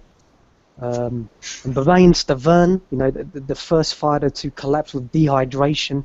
I've never seen anything like that before. I don't think his movements are as fluid. And if you notice with Wilder, he's got very, very skinny legs. He doesn't move well. He's got freakish power, and we've seen in these fights that he can knock you out late as well. But Perdicion, much shorter opponent, aggressive. That's my worry. He's a little bit too aggressive, and if he doesn't keep his discipline this fight, he can be hurt badly and quickly as well. So it's all going to be about Perdicion's tactics. What's he going to do? Is he going to be a little bit cautious, actually have respect for his power, or does he feel that he's the superior athlete and he's just going to come forward and try and take him out? Wilder does have a good chin, but he was certainly hurt against Spilker as well, who I think was doing very well up until he got knocked out. He was probably level on points. So difficult one to call, but I think it's all going to be down to Povetkin's tactic, because if he tries to box, and I don't think that's him, he could get knocked out. But if he's disciplined, I think I don't know. A prediction at the moment, I'm not sure. I'm gonna have to have a little bit more look into the camps, try and find out a little bit more about tactics. But that's my breakdown thus far. Ha! Listen, mate. Wilder's gonna catch a case on that dude, boy, for murder, mate. He nearly killed Spilka, boy, and I got him killing thing in Russia and I got the fans trying to kill Wilder, man. So really, I tell you, man. When Wilder, listen, I was watching him in my house here with one girl, yeah.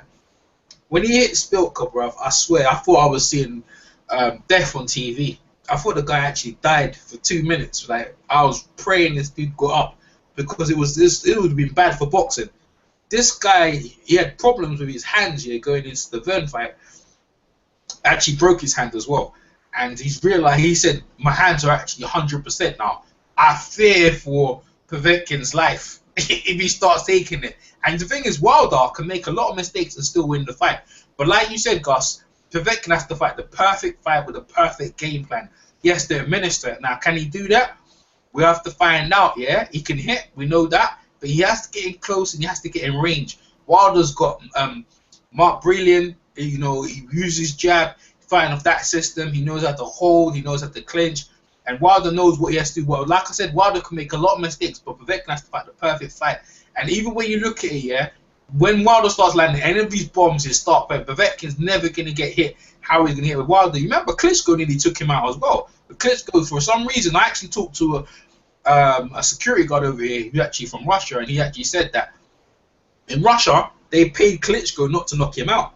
They said, don't knock him out. Because why not? Because it's bad for the country. So it's not a good idea. So he actually hold. Do you remember in that fight? Klitschko was actually jumping on his back. Now us over here was wondering what was going on. We blamed the referee. He goes, nah. Klitschko, they said Klitschko, they told him, you're not going to knock him out. You're not, so don't knock him out. So that's why he was on his back and this and that. And he mauled and made the fight horrible because he didn't want to knock him out. But you knew when he caught him, Povetkin, you can see when he knocked him down, he could have done that at will. So I don't give Povetkin any chance. And the whole thing with Wilder, and a lot of people say that about his legs and stuff like that. But you got to understand, yeah, Tommy Hitman Hearns had legs like that. And you know how devastating he is. You're right. If he gets hit square, he could be taken out. But the legs... Yeah. The legs are Arguello too.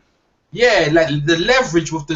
This is the thing about boxing, we look at guys and like physique. But guys who with them sort of skinny legs, they can thunderbolt punches. When they catch you at the end of their punches, they can do you up. Another guy was good was Junior Jones when he fought Marco Antonio Barrera. Skinny legs as well. Bolt punches when they caught you. You know what I mean? I'm not sure with Thingy. I think Thingy has what's his name again? The guy who knocked out Errol Graham. What's his name again? Junior. Oh, Julian Jackson. He's legs. A puncher. He was a he had skinny legs. His legs are skinny as well. If you saw him coming into the fight, so legs. You're right. Legs do play a part, but it's what they're packing at the end. Remember when Hitman Hearns went against with his skinny legs against Leonard, he was the reason why Leonard's retina got detached. Well, I think Gus was really speaking more to the ability to take a punch more so than throw one. Nah, but after the fight, he had the operation. You know, it was from getting hit by Hearns, man.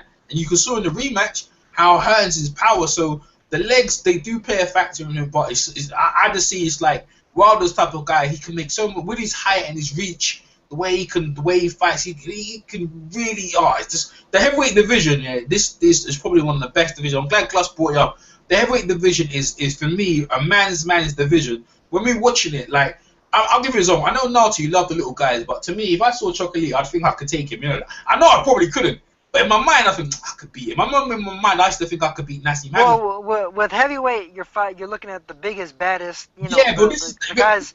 The guys that are supposed to be like, you know, the baddest motherfuckers on the yeah, but it hasn't been happening for a while.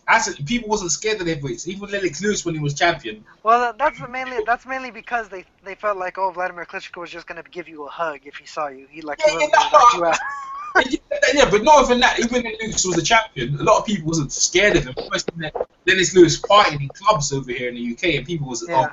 But you see, Mike Tyson was like, "Fuck, I ain't fucking with him." And this is what Lewis Ortiz, Wilder, Fury, and some of these guys are bringing that the old style heavyweights. Yeah, Like, that meanness. yeah, they got that these meanness. guys are like Fury. I'm the baddest man on the planet. Like Fury's Yeah. 6'9". He would fuck you up, man. He'd Yeah. fuck you up.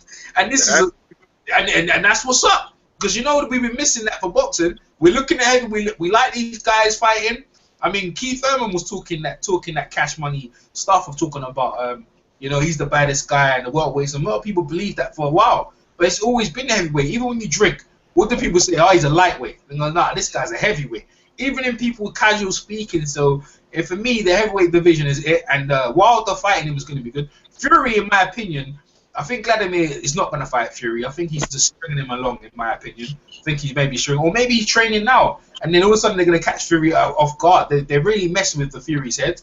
And Lewis Ortiz is there in the wings for Fury. He just got past his guys, and he looks dangerous. He looks like he's coming, and he look like he's got Golden Boy behind him, so he's going to get his shot at the title. So Well, and Ortiz is part of that. Ortiz is part of that whole WBA situation too. So I mean, he may either get a shot at Brown or if He's got Alexander Ustinov next. Yeah. Well, the winner of that is supposed to fight. The winner of Fury and Klitschko, yeah. Easy. Yeah. Fury's talking about retirement. No, Mick Hennessy, Fury's trainer Mick Hennessy today said that negotiations are going well for that fight. Now, contractually, within the contract for the rematch, it doesn't have to be in Germany. I think what the contract is stipulating is any place that can generate more revenue. So, and Hennessy is pretty confident that the fight could take place in the UK or Oh even yeah, man, they could fill a stadium. Easy. I don't know. You reckon, me and Gus over in the UK, you need a good steady undercard. I don't think it'll fill a stadium. What do you think, Gus? You don't think so? Nah, I don't think so. As a spectacle, given what the first fight was an absolute load of bollocks, but it was enthralling to the extent that it was going to be a potential sort of upset. But yeah, I think the British fans do have a tremendous amount of loyalty for their fighters, even if the past performances haven't been that good or they lose. There's a little bit more tolerance and sort of loyalty in that side. Given that it'll be his first fight in the UK defending his heavyweight championship titles, I think it will generate a lot of excitement. I think they could pack out a stadium, but yeah, they're going to have to stack it with a good undercard, no doubt. Yeah, I mean, shit. Even in the first fight, I thought Fury's fans were way more raucous than Klitschko's fans. Even though it was Germany. You're right about that. But this is the thing. This is what I say. If Eddie Hearn's not involved, I don't think it's happening. But Eddie Hearn has just got the promotional thing on lock. I mean, even you guys in the US, you look at Eddie Hearn, what he does. He can make any guy like a domestic guy, Dillian White, Anthony Joshua at the time, and make it set up. So if Eddie Hearn's involved, I say yeah. But if Mick Hennessy really basically bases Channel 5, you really need to promote the fight. And obviously Fury's already done it really. People in England a lot of people can't stand him probably, but they'll come to watch the fight. But you'll have them audience, the casuals. But I'm talking about for the massive promotional thing, you need Sky involved and you need Eddie Hearn involved. That's what I think. What do you think, Gus? Yeah, the chances are that fight, if it happened over here, would definitely be a sort of a Sky Sports box office or whatever else. But in terms of the fight card now, Mick Hennessy, he's been winning a few purse bids, so he's trying to get other fighters over here, and that's what he was saying potentially for this fight as well. So because he doesn't have the roster of fighters, and it's a little bit sad because if you remember, Carl Froch was one of his fighters before he moved to Matchroom. Yeah. So he's had a lot of good fighters, but given that he doesn't have a major television deal, the fighters are subsequently leaving his camp and going to sort of the more illustrious, whether it's Queensbury or sort of Matchroom, with Sky as their revenue or Box Nation. So, but I think given the magnitude of the fight, it won't be too difficult to get to for him to bid some purse bids, actually win some purse bids and get those fighters over here. Yeah, I think so. But this is what I'm saying.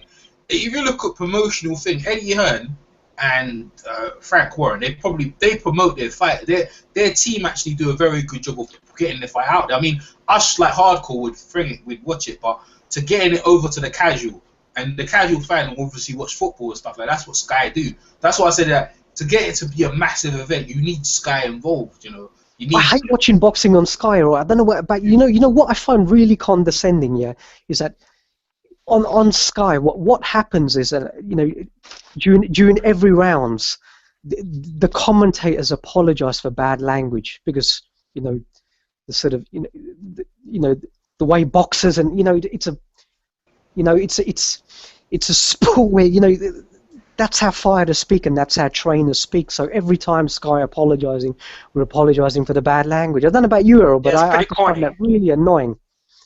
It's pretty corny, yeah. I mean, it's a craft sport. It's a core sport. It's you're fighting for your life. You could die in there. So Yeah, you can hear. ain't no games. Do that as well. Hey, I was gonna ask you. I don't know if y'all saw an interview with Bob Aaron about Walters and Lomachenko. What's the deal with wanting more money for that fight? Yeah, that's another one. They haven't got the fight's been named, but they haven't got a venue at the minute. Yeah, the problem I think I smell a little fishy there. Don't y'all think maybe Walter might not really want that fight? He wants that fight. He wants that fight. He's wanted that fight for a long time. I think what the problem is on that one is that they're trying to weight drain him for that fight. I think that's more the issue there. What weight is it? Isn't that 130? They haven't announced it yet. They haven't announced it yet. I was hearing that they're trying to pull him at a catch weight, even maybe at 126. Lomachenko wanted it at either 128 or 126. And see, my thinking is Walters is asking for more money in order to be drained. He's demanding that he get paid if he's going to drain himself. And that's the stupidest thing he could do because he's going to wind up in there looking like Chad Dawson against Andre Ward. That's the stupidest thing he could do. Yeah. It's not worth the fucking money because he's gonna fuck himself in the future. Because then it's gonna if even if he's drained, if he loses to Lomachenko, it's gonna fuck up fights that he could have had with Pedraza or Roman Martinez or Salido or Vargas or any of those guys. Yeah, but this is the thing. He's fought at featherweight, so he can get down there. He can get down to that weight. He's fought at featherweight. He admits it. I mean, he admits he can't get back down. He missed the weight his last fight. He was stripped off his belt against Mariaga. Yeah, but if he couldn't get down, he wouldn't take the money. So if he's asking for money, he can't do it. No. He can. Maybe he could do it, but not healthy. That's the difference. Well, Oscar De La Hoya made 147 for Pacquiao. Whether he made it healthy is a different story. Dead man walking. Exactly. That's what Walters might be doing. So I guess that proves a little bit when Lomachenko was they were trying to negotiate with Rigo, right? Rigo, yeah.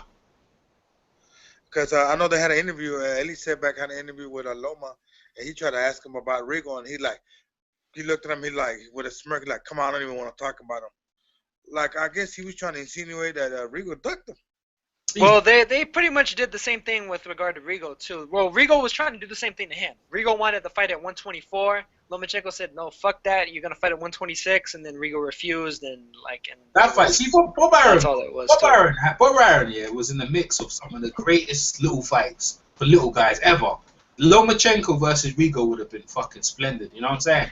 But why are we getting Lomachenko versus Donaire? Why are we seeing that? I want to see that. I'd love to see that. Well, Donaire's at 122 now, so I mean, I don't know if he'd be able to move back up.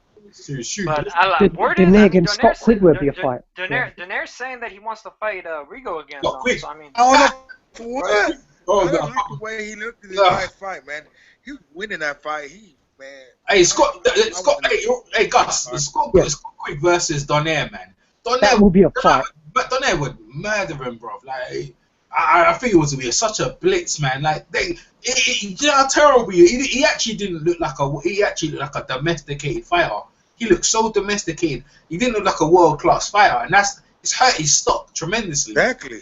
You couldn't put him. I question him. If we went in with Donaire, I think Donaire would put it on him hard. Like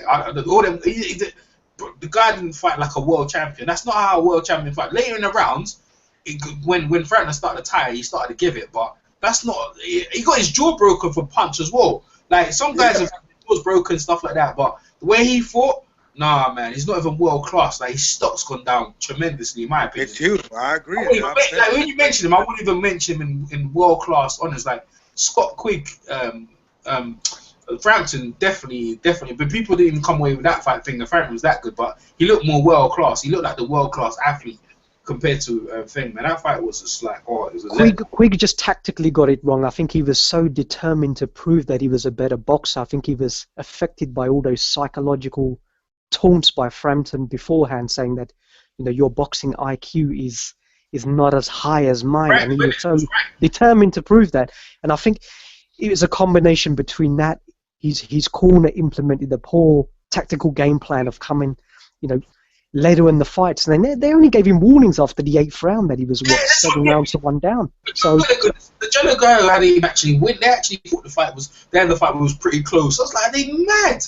He's just giving up rounds, man. You know, Emmanuel Eubanks against Billy Joe Saunders, just giving up rounds. Like you know, and it's, like you said, there's lack of experience. But the difference with Eubanks, you didn't get away with it because he never really achieved anything. But this guy's a world champion, man. It's a world champion. This is the whole of America watching the UK. The crowd was tremendous. You can't. It was they were bringing up. Remember, they were bringing up like Marco Antonio Barrera, Eric Morales. That fight couldn't lit. That guy couldn't even lick the boots, man, of that fight. Come on. Yeah. I think the occasion as well got to Quigg. You got to remember it was his. I think it was his first pay-per-view fight, and we know Frampton. He's fought in the States and whatever. He's fought in front of big crowds. And he needs to sit down, man. He needs to sit down, bro. UK, he's terrible. You know who's really good? Terry Flanagan. I think that Terry Flanagan, man. They need to let him off the leash, man. I want to see Terry Flanagan fight somebody. You know. I think he actually. They're talking about Jorge. They're talking about Linares for that fight. It's interesting because Queensbury, like Frank Warren, actually offered Anthony Crolla his camp £500,000 for a unification for the WBO Super World. He'll kill Crolla, bro. But I tell you what, I respect Crolla in the way because Crolla is actually fighting. You know, now have you come across this guy Ishmael Barossa? Yeah, he's a G, bro. Yeah. Ishmael's a G, bro. Venezuela. Hey, that guy. A vicious puncher. I met him in the press conference, right? And I looked at him. He wears the. Oh, he's violent. It's violent. Yeah, it's violent. It's violent. I like him, bro. Ishmael Rosa. He won't even smile. He just straight. Yeah. When I met him, yeah, he just hard. Just hard, like just one of them old school from Panama. I know obviously he's from Venezuela, but Panamanian tough dude. Yeah. Venezuelan, you know. When you're coming from a country that Edwin Valera, you know, I mean, he would have been one of the greatest of all time, in my opinion, if he didn't die at that time, man. Yeah, so, I agree. Serious man. Valera was an incredible talent. Yeah. Why did he have a hard fight with DeMarco though, bro? He had a hard fight with DeMarco. He was comprehensive, man. Comprehensive. Yeah, I thought he beat DeMarco pretty easy. Yeah, but I mean, the only thing that's because DeMarco hit him with the elbow. Oh yeah. Yeah. Second round. Yeah. Who hit who? Valero? No, yeah, it was an elbow. He hit him with an elbow right over the eye, and he started bleeding like crazy after that. But still, he still beat the hell out of DeMarco, man. Yeah. That was an undefeated DeMarco too. That exactly, a young DeMarco, yeah. And the fight was in Mexico as well. Yeah, you think if Valero would have still been alive, you think he would have been as big as maybe a Mayweather? Pacquiao. Honestly, well, they were setting up a fight between him and Pacquiao. They were trying to build up to that. Yeah. I think Valero, in theory, could have potentially beaten Pacquiao and Floyd. To be honest. Definitely. I think he was. I think he was so good. I think he was just. Yeah. So he could, and he could box too. He could box his ass off. If you look in that DeMarco fight, DeMarco couldn't even really hit him outside of that elbow. DeMarco couldn't touch him. Yeah, and, I mean, 27 he outboxed fights, him and beat his ass. 27 wins, 27 knockouts. Yeah, two-weight world champion. Yeah. Valero was bad, man. But Pacquiao was that fight with Pacquiao. It was there, man. Even Eric Morales, Barrera, Marquez. You know, it's a shame them fights didn't happen, man. I know, man. Sad, very, very sad. Yeah, but he killed himself with his wife, isn't it? Was he killed himself again? Yeah, he pushed his wife off the roof of the house, and then when he was in jail, he hung himself. Oh, because he put Hey, Nota. he put his wife off the roof. I saw What are you doing in the? No, Neta, I saw a documentary. I think it was he shot her or he stabbed her. I think in the motel. Him and his Yeah, daughter. the documentary on YouTube. What Yeah, do you YouTube, and then he hanged himself in jail. There's Okay, he conspiracy stabbed her. theories as to even if he hanged himself, they said he might have been killed. You know, Yeah, there's that too. pretty There's crazy. that too.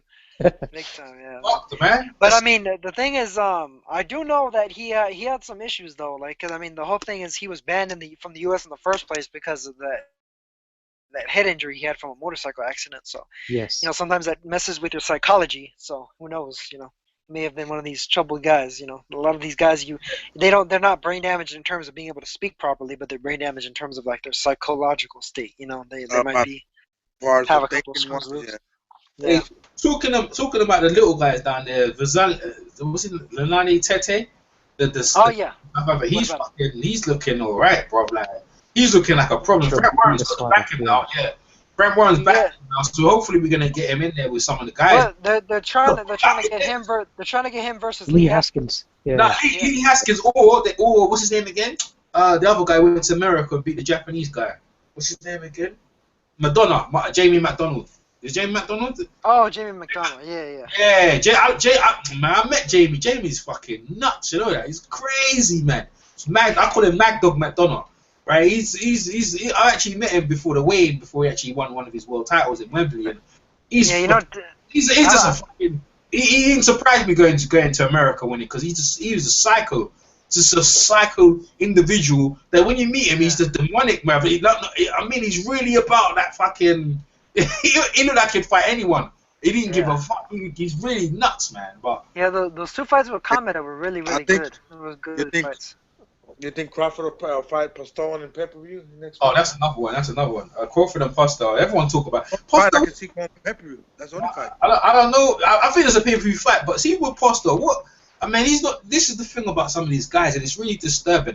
You win a big, credible fight against Matisse, and then you just disappear off the scene. And we're talking about you, but when are you gonna get back in the ring, man? You know what I'm saying? This is too long, isn't it? He was supposed to be fighting Granados who beat Amir Aman. I don't know why that fight was not made, but HBO, I think due to their sort of new budgetary sort of cutbacks, I think they're almost pushing Crawford towards this pay-per-view fight. I don't think it's a pay-per-view fight personally, you know. Well, you don't think so? No, I don't think so. Well, you know, with Granados, when it ends up, it will be. When it ends up, it will be. When the fight actually happens, people will be glad they paid their money because Postol's going to be bringing it. He could upset Crawford and knock him out. You know, could happen. I think he beat Crawford, in my opinion. You see, told you. See, he's a tall, clever fighter who can actually punch as well. But there's a lot of unknown factors with him. We don't really know, you know, how is he going to handle it? Sort of an ambidextrous Hey, we could boxer. say Crawford too. I mean, he's been fighting smaller guys too. Yeah, exactly, Miguel. You know, he's fought a lot of guys. You know, who's blown up. You know, even super featherweights going up. You know, even taking up. You know, Hank Lundy as well from. Lightweight to lightweight. Well, I mean, to be fair though, Postol fought Lundy and he didn't knock him out. He went to a close decision with him. Yeah, but that was different, Lundy, man. But I didn't think Crawford would stop. I didn't think it was going to stop him. Yeah, but I think I think when Postol fought him, he was still in the process of probably improving. Don't you agree? I mean, there's a reason why. There's a reason why. Possibly, but I mean, see, the thing with Postol that kind of annoys me, I guess, is the fact that people act like he just went in there and dominated Matisse. Matisse rocked him several times in that fight. That wasn't an easy fight for Postol to win in the first place. And then even against Selçuk Aydin, he got rocked by Aydin in the very first round. So I mean, to me, that says that Postol doesn't have the greatest defense. Yeah, he doesn't have a good chin. Yeah. I mean, but Crawford isn't necessarily the type of just lights out puncher that they're trying to build him as. So I don't think he's really a one punch knockout guy. He's a guy that he has, you know, good power. But I don't think. See, I think Crawford versus Postol is like a 50-50 fight. You know, I don't think either one really holds an advantage over the other. I think it's pretty fair. You know, I think they've proven about as much as one another. Matisse has probably the better. I mean, or Postol probably has the better win of the two overall. but Crawford has better wins overall. I mean, if you try to rank like the first, second, third, fourth, fifth best wins against each other. Yes. But in my opinion, I think in the Matisse fight, I think he gave up, man. Matisse gave up in that fight. Yeah, Matisse, I think Yeah, Matisse, no, he did. of course. He He gave up, man. He Yeah, yeah. but he don't like That was broken. Yeah.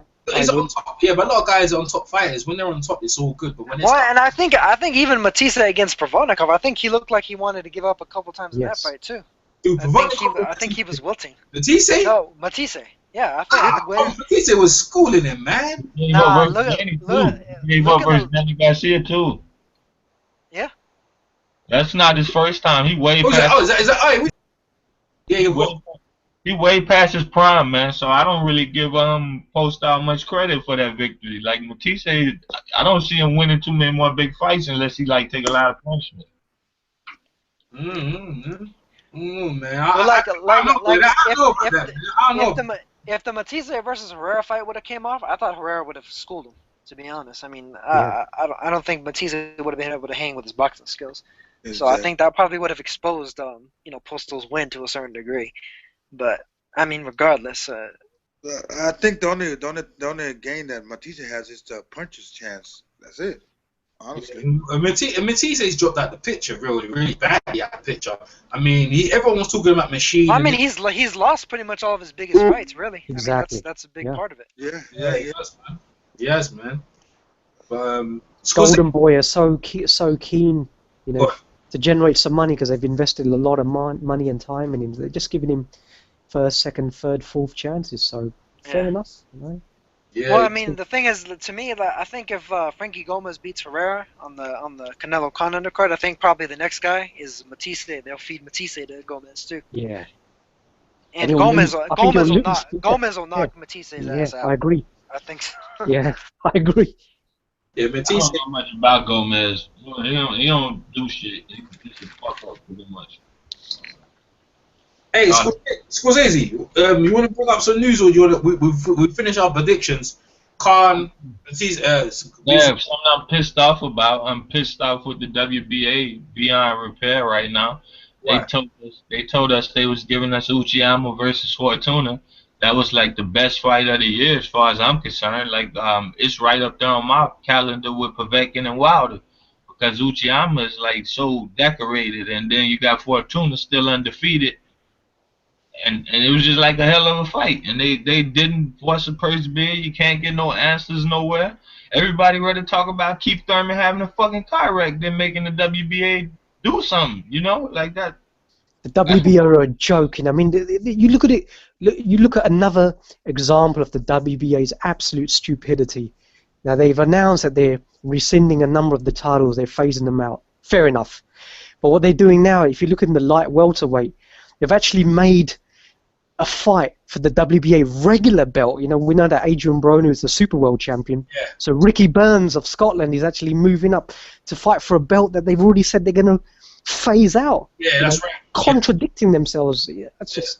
Yeah, I was thinking about it, but they said the winner of that fight is going to fight Adrian Broner, which is going to be good. But that is contradicting themselves right there and then. But hopefully the winner will fight Adrian Broner. Like I want to see Burns versus Broner. But you see, this is another bizarre thing here. If they're basically sanctioning a fight between the regular champion and the Super World Champion, like they did with Nicholas Waters and Anita Danair when they fought for the WBA versions, fair enough, that's good. But then you've got to ask yourself, well, why doesn't Danny Jacobs then fight Gennady Golovkin for the...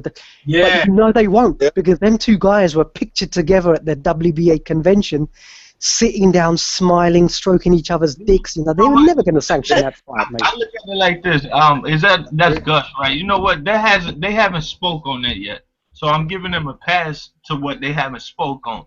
But they literally told us on their website that they were forcing, because they was doing all this. See, Bob Arum's part of this, in my opinion, because he done convinced Uchiyama that Nicholas Walters is some kind of super fight over here, but he won't even pay Nicholas Walters $1 million to fight Lomachenko. So he basically done shoved his way in, like, hey, fight my guy, and he's the big draw. And we know Nicholas Walters is not a draw. And by the way, Lomachenko should get the B side. He got fucking 6 fights and he already got a loss. He shouldn't be getting even money with somebody who done put the work in and stayed undefeated. I don't care about the titles. It just ain't nobody gonna respect that. But my opinion on this is Bob Arum made this man think that he was gonna be in a super fight over here in the US. Yeah. And the WBA said, well, you ain't got it done. Here goes Fortuna. And Uchiyama and Fortuna can't even agree to fight in the States or Japan. But he agreed to fucking fight Nicholas Walters in the U.S. Walters nor Fortuna is from the U.S., so what does it matter? Neither one is a draw. If anyone is a draw, Fortuna's the draw. They left Nicholas Walters last fight. People left it. When he fought Mariaga, people left. When he fought Sosa, I think it was in the same venue. Nobody there again. Yeah. I'm like that. I mean, I understand your issue, Gus, but my issue is that they really, if you go look at their site, they said Uchiyama, Fortuna, they have 30 days to send in bout contracts. They had 30 days to send in contracts, and we go on the purse bid. And they didn't agree a deal. I've emailed them. I tweeted them out. I just want to know what is the reason? Is somebody ducking? Is Fortuna a ducker? He's my favorite fighter, but if he's a ducker, I'd like to know. Fortuna retweeted me.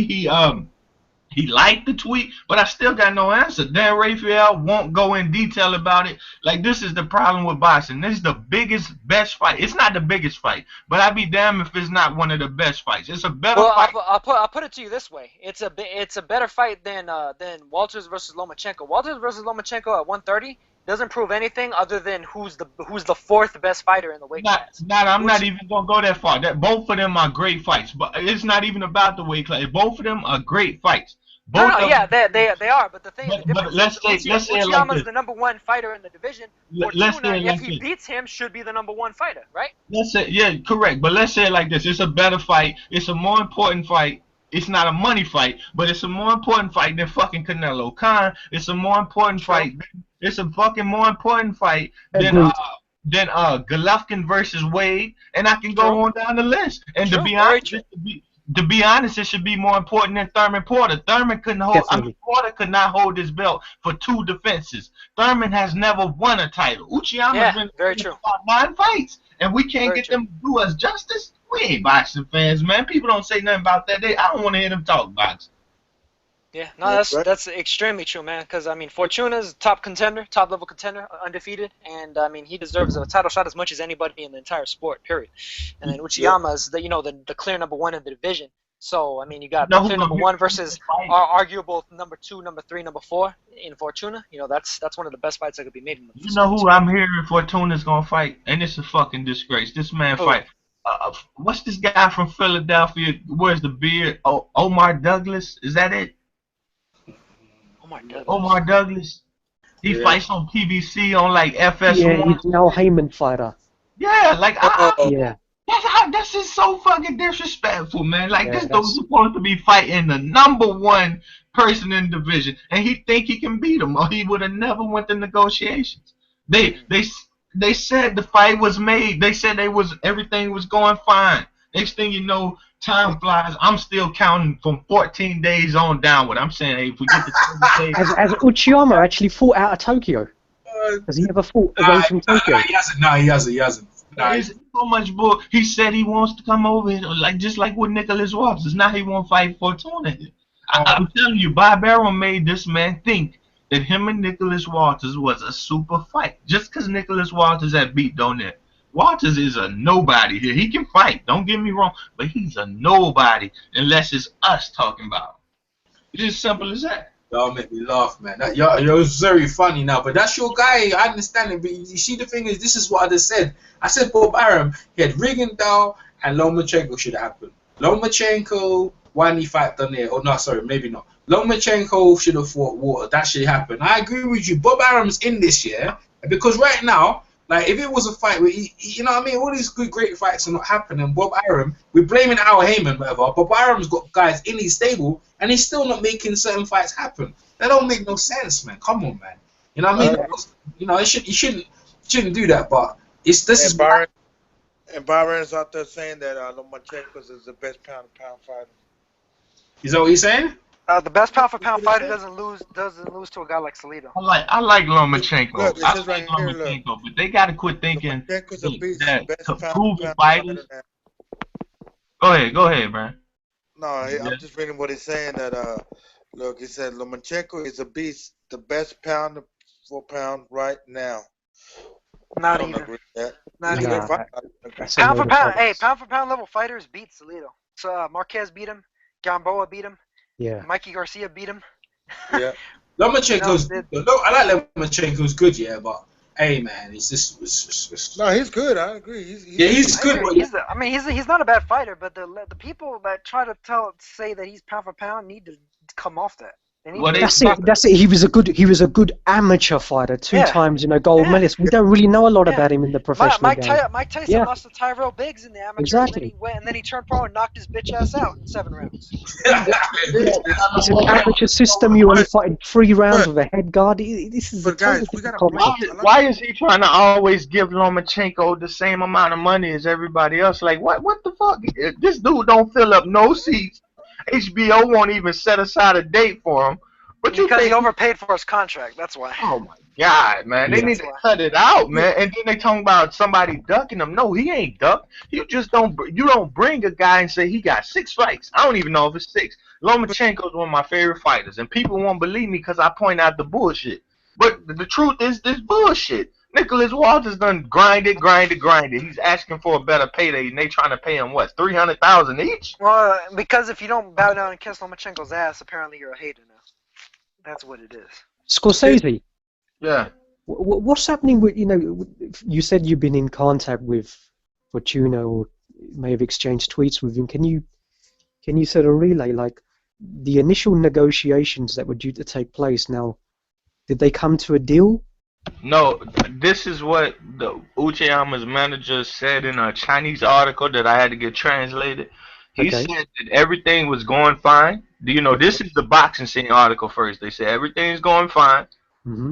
and just it's going easy. Then the next article you read, it's a Chinese article. You have to flip it up and down, and you find out that they're not going to purse bid. That they're supposed to continue talking after this fight that he takes with some dude named fucking Al Jazeera or something. I don't know his name, but they basically said that the deal broke off. Rayfield didn't go in detail. The Chinese article did not go in detail. It just continues to say, I didn't talk to Fortuna. He just retweeted me when I was asking for answers Sure. and liked the tweet. I just want answers on it, because if we don't make big fights as boxing, good fights, oh man, then we just asking to continue to pay for fucking pay-per-view. Do y'all understand they trying to put Yeah.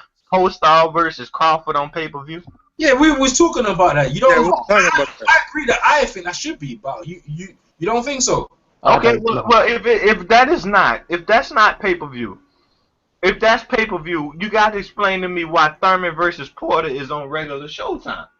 And Andre Ward against Sergey Kovalev, they're talking about that pay-per-view. That's a joke. That should never be a Andre Ward versus pay-per-view. Sergey Kovalev, that's a pay-per-view fight, ain't it? Andre, listen, check this out. Yeah, this Andre Ward and Barrera fight. The most expensive tickets in Oakland is $300 for ringside. Hey, but hold on, let's be fair. Well, now. Andre Hey, Ward sells out. Let's see what Miguel's from them side. Let me hear Hey, what let's Miguel. be fair now. We had fucking Triple G against Lemieux on pay-per-view.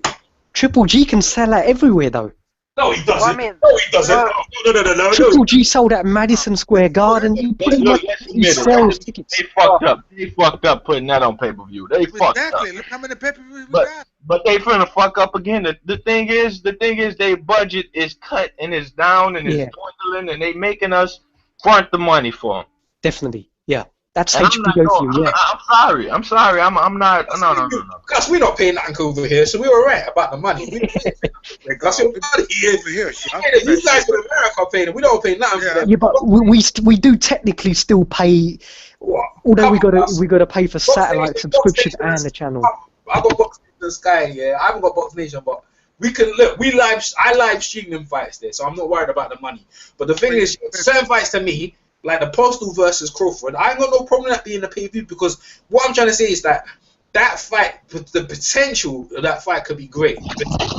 Potentially could be great, yeah. Like Dillian White versus Anthony Joshua. No one really asked the domestic fight, but I knew the potential of that fight could have been great. It turned into be a really good domestic, good fight. People got their money. In the day, when we were pay-per-view, are people going to get their money's worth? That's what it comes down to. And you have to say yes. They're going to get their money worth with Crawford. Crawford does stop Hank Lundy. Postal stop Matisse. You're going to get your money's worth for that fight. It's worth its potential. So is having Fortuna and the Japanese guy. I think that's worth the money. Nah, but that's not right though, because pay-per-view is saying if we can't pay their budget, we need you to pay. And I don't see why HBO can't pay their fighters, and then they always coming at the neck of Al Heyman, who does pay fighters. No, I agree. That's another argument. That's another argument right there. I mean, Gus can elaborate on the Al Heyman situation. Let you guys need to listen to how Gus is going to break down the Al Heyman. I don't have a problem with Al Heyman at all. Gus, go ahead and give the people listening your take on the PBC and the model of Al Heyman. But the thing with, I mean, I don't want to get, a little bit too deep into sort of controversial because people just think I'm, no one is. Hating whatever. But I've tried to base this on facts through sort of really looking at the model and, looking at the fight figures now. With the Al Heyman, it's the way he's able to acquire the fighters and book all of the fights. And I've looked at his sort of model is funds from a venture capitalist, and there's 4 of them on. Now everybody just talks about Waddell and Reed, but there's other companies, and people have been saying it's all mutual funds, but they don't understand what it is. Mutual funds has got nothing to do with it. Waddell and Reed is a Kansas City investment bank. It's one of their subsidiaries who have a portfolio in mutual funds that's invested in the Premier Boxing Champions. But it's not only them, there are 2 other companies. One of them is a hedge fund company, and another is a mutual funds company who also invested in it. Now, Al Heyman can use the venture capitalist funds to, purchase the contract of 315 fighters and book all of these fights. Now, it's in his vested interest to pay the fighters an exorbitant amount of money for a number of reasons. Number one, it knocks out all small-level promoters. So therefore, he's exercising economies of scale to effectively put them out of the business. And that's one of the reasons why some of these other lawsuits were appearing. But that's perfectly legal. He can do that. There's no law to say you can't exercise economies of scale. But he's also doing that for a most important reason, because he knows that with these 2 impending lawsuits, the way the lawsuit is actually going to have some ground is if a boxer actually signs an affidavit and actually testifies to him and saying that Al Heyman is not effectively an advisor, he's actually my manager and promoter. Now, in the US, to be a promoter and a manager, you need to be licensed within a state to conduct that business. To be an advisor, you don't need a license. So I think that's the loophole that Al Heyman has exploited around this system. So therefore, if you're paying fighters, some fighters he's got who are 6-0, he's been paying them from the figures that I got, 80, 90, 100,000, which is a tremendous amount of money. So naturally, he's going to have a very good rapport for them. So no one is going to badmouth him, and I don't think no one's going to testify against him should any of the prosecutions actually call some of these fighters to say, look, can you actually break down of what is the actual relationship with us. So at the moment, the account situation is certainly not looking healthy, but that doesn't matter, because what is actually happening is that Al Heyman's personal wealth has actually increased astronomically, because his advisor business is not part of a consolidated balance sheet with his Premier Boxing Champions, and that's strategically that's very good for him, because then from paying exorbitant fighter purses from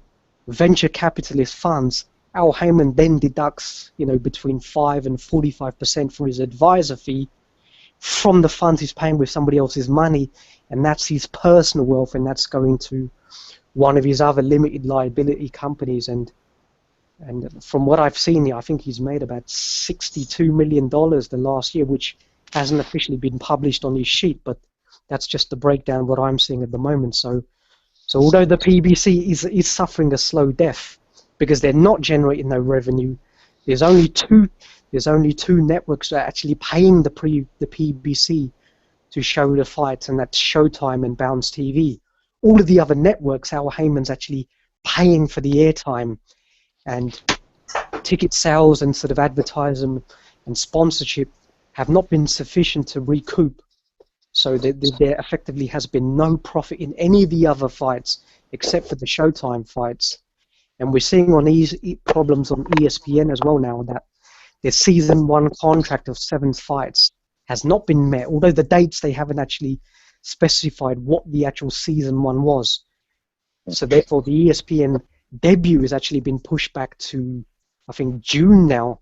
So effectively the first 7 fights that were due to take place over since March last year have not even materialized. So there's definitely problems there.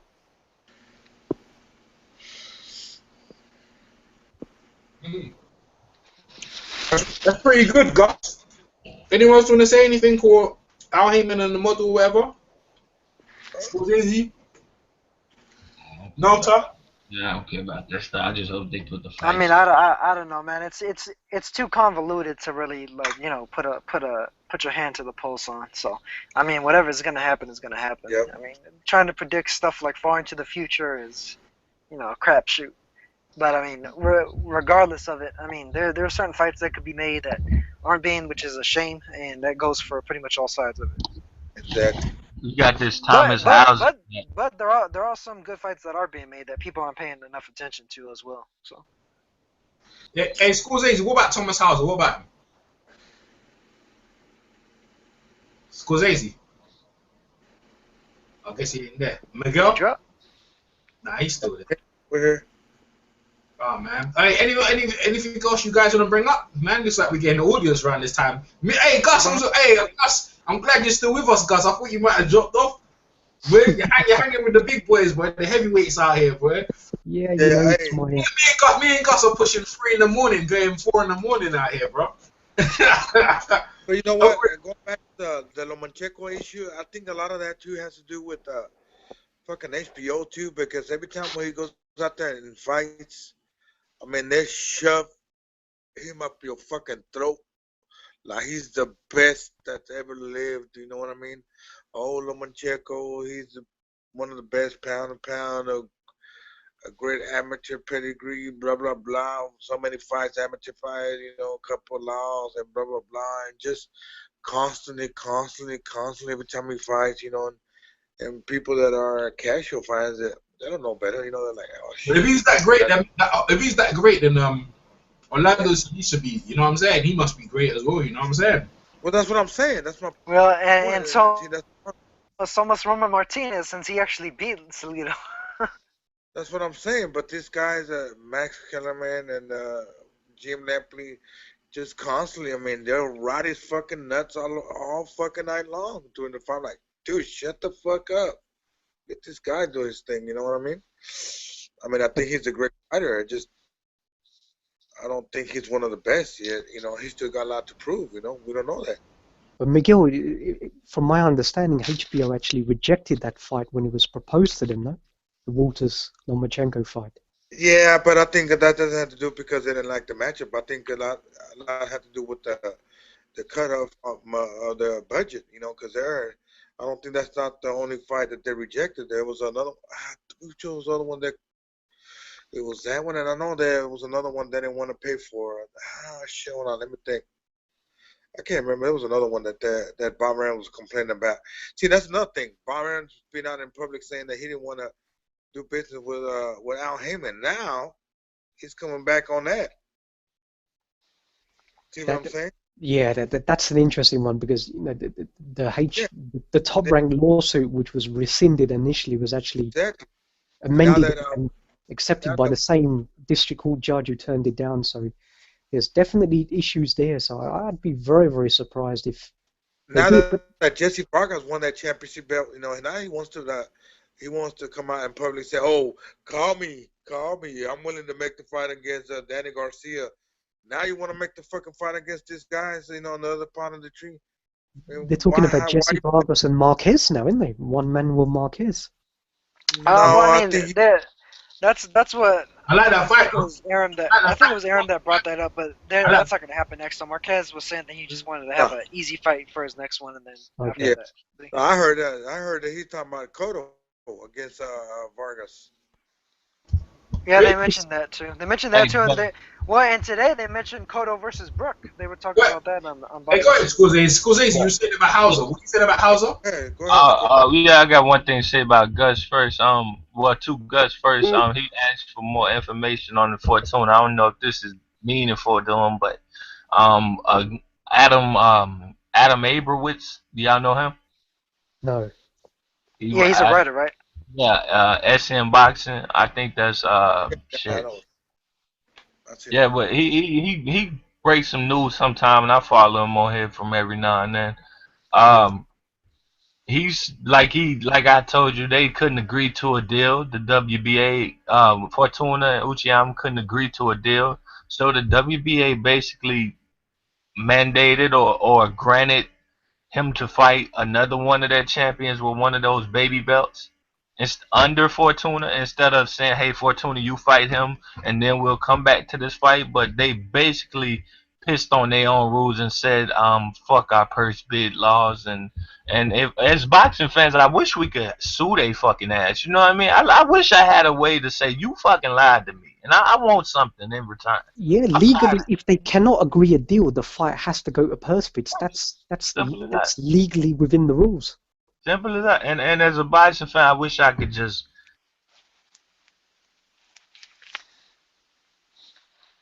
Daisy's got problem. Hey, Gus. Yeah. I don't know if I seen your link in I put in the chat. Given Quality's got some questions for you in the chat. Oh, sorry? Given Quality, he's in the chat on Okay. the live feed on the side. He got some problem because PVC events. Who promotes them goes. Basically, it's just questioning your facts on. So you got no facts on the PVC, but that's it really. And another question he said about Loma. Loma's got bad hands for 5 years already. So just letting you know that in the chat. Given Quality is still there. If you're still there, given Quality, give some questions to Gus. I'm sure Gus will ask your questions at will. I know why I say you got no facts though. Everyone knows you've done some extensive research in there. Yeah, I mean, that said, I mean, it's not based on conjecture or speculation. I've actually, I Damn. wouldn't say conducted an audit of the accounts, but I've reviewed the accounts. Mhm. Looked Yes, at the model and I've inquired directly with the PVC. Yeah, man, I dropped out, man. Something dropped out for me. Yeah, but What was the last thing I said, man? What's the last thing I said? talking about the like. That you wish you could sue the WBA, but Yeah, true. I really do, man. unfortunately- I'll just giving a list of my 5 favorite fighters, and I want y'all to see the connection of why I shouldn't even watch boxing no more. Demetrius Andrade, Guillermo Rigondeaux, Yuriorkis Gamboa, Javier Fortuna, and this is before Lomachenko. Javier Fortuna and Francis Bartholomew. Now you can add Lomachenko, but 3 of my favorite 5 are out of there. Bartholomew, mate, that's well, Bartholomew's getting that's a fights. warrior. Yeah, Bartholomew and Fortuna are with Heyman, and they're finding their way. But we still see that one just got screwed, and I got 3 that don't even know what a ring looks like no more. So I'm so upset with these people, man. I wish we could just, as fans, class action or something, Yeah. and Teddy ass a new one, because we got so many. They have a list of rules. They have it. It's right there. Their privacies, their policies. Excuse me. And it's their list, and they're not following it. What the fuck are they good for? Hey, but Andrade, Demetrius, how come he don't try to get a? Who's promoting him? He's all fucked up, man. Yeah, I won't even talk about him because I'll just fucking snap out. I won't even talk about him. I'm sorry. See, that's the problem with him. That's just wasted talent there. Yeah, he's a great fighter. Yeah, that's the problem with him, Hey, what do you guys think about the Charlo versus Andrade is promoted by Banner Promotions, by the way. Yeah. Charlo versus Austin Trout? What's your guys' take on that one? I don't think Austin Trout wants some of that work, does he? Is it gonna happen? Not too sure, but I think so. I think that fight's gonna happen. No one's interested, eh? No one's That would getting be from it. what that would be from what Charlo's Well, belt. hey, Jamal okay, versus I was sitting over here mad. I like the fight, but I was sitting over here steaming from what I said. I do like that fight. Charlo got crazy power. People getting hit. I don't care if they bums or opponent level. They get hit and they don't know where they're at no more. And it's crazy power. And it's gonna be fun to watch him hit Trout. And we've seen Trout wobbled by Lara's left hand. We seen him do the dance with Canelo and Lara before. He stayed on his feet with Cotto. That's a good sign, but Cotto's not a real 154 guy. He's makeshift. But shit. Trout looked good versus Joey Hernandez, man. He looked like he expanding his game. He's fighting on the inside and boxing all type of shit, man. He might have a different feel about himself. but I thought wasn't that one of the Charlo's twin brothers was mandatory for J-Rock, wasn't he? Because that's the What's problem that I that? have, man. J-Rock be calling him out. He's be calling him punk, Oh pussy, man, J knockout. Rock, J Rock. Let me tell you, J Rock. Let me get on him. Yeah, go Okay, ahead. Violence Erosion is good enough for a champion to fight in Erislandy Lara. A WBC champion. He's good enough to get that fight, but he's not good enough to get a J Rock fight. Man, come on, man. That means you don't want no resume. Violence, how is he scared of J Rock, but he's fought Well, wait, Andre? hold on. Fuck Vanis. Why isn't Laura fighting J-Rock? Ah, Why isn't Laura fighting Andre? okay, that's fine. That's fine. But who deserves it more? J Rock just waiting on who deserves it more. Willie, he beat Willie Nelson. You could have said he beat Jamel Charlo. He got in the ring with Laura and they still don't have a winner from the first time. Yeah. He's the only person even to come close Scorsese, to. What's up? you know, you were saying about he doesn't deserve it. You remember what Don King once famously said? In boxing, ahead. you don't get what you deserve, you get what you can negotiate. Yeah, B was talking about that the other day. But I mean, Lara does need a opponent. Nah. Lara doesn't seem like he'd be scared of J Rock. I don't think he had no reason to. J Rock He's can't beat Lara. He's got Rosie and two. It's a rematch here, them two. Can't beat Lara, man. J Rock can't beat Lara. I don't think he could beat Vince Monroe, to be honest with you. I'm just put it out there. Yeah, if it wasn't for that headbutt in the first fight, yeah, it could have been a different story. No, I'm saying J Rock can't beat Vince Monroe. I think he knows that. I think he sees that. Look at the Jermel Charlo fight. Vince ain't no punk ass bitch, man. Who can fight? Yeah, but hey, T, that last fight, he kind of wanted to get out of it, man. I didn't like it. Who last fight? Hit, he acted like he didn't want to fight no more.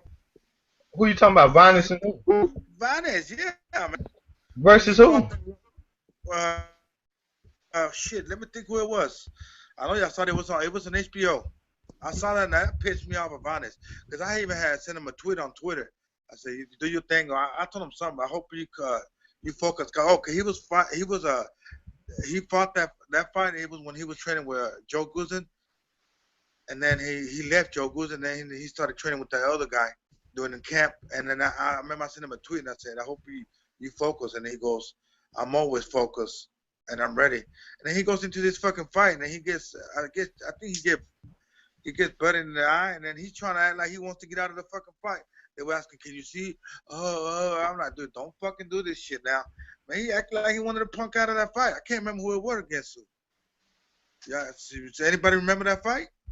That kind of pissed me off. I'm not sure which one you're referring to be honest. I feel like I remember what you're saying, but I'm not putting it together because I know he beat the shit out of E.J. Smith. Hey, beat hold him on. just. I know who it was. I think it was when he fought the Charlie brother, because he fought one of them, right? That was PBC. Yeah, no, that was a close fight though. Him and Jamel. Right. That was a close fight. think you might be right. I think he did get the butt in that fight. I'm not sure. Yeah. He acted like he could Well, see. the thing is, he let off the gas too much in the late rounds because he could have won that fight. Yeah, you're right. You are right about that. But I think that was a close fight. I think I gave it Shit he to was talking Jamel. about. I think I gave it to Jamel Charlo. But I mean, as far as J Rock, why he ain't fighting like people like the dude from Detroit? What's his name? Tony Harris. Harrison. Yeah, why he ain't fighting people like that? Why is he fighting these washed up ass fighters? And then he's asking his corner. I'm telling you now, I'm not a J-Rock fan. I'm just pointing out he said some shit I didn't like. You know, they said, "Well, you go to Houston to get the title." I ain't going nowhere. I ain't go. What the fuck? You ain't going nowhere. Come on, man. It's a title. You have nothing.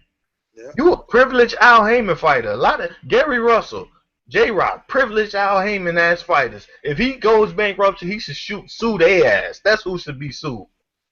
People don't want to do nothing. They just want to get paid. Well, that's the reason why they ain't been getting fights. Yeah, I agree on that. That's the reason why Gary Russell's fighting fucking Patrick Hyland in his next fight. Make weight. Gary Russell. Hey, I'm watching Pacquiao train, yeah, on this on Fight Hub, man. Hey, Pacquiao, he can play basketball. He's pretty quick, isn't it? I ain't really that quick, bro. He's a pretty quick dude, isn't it? Do you really care about the fight, though? You care about the fight? Hell no.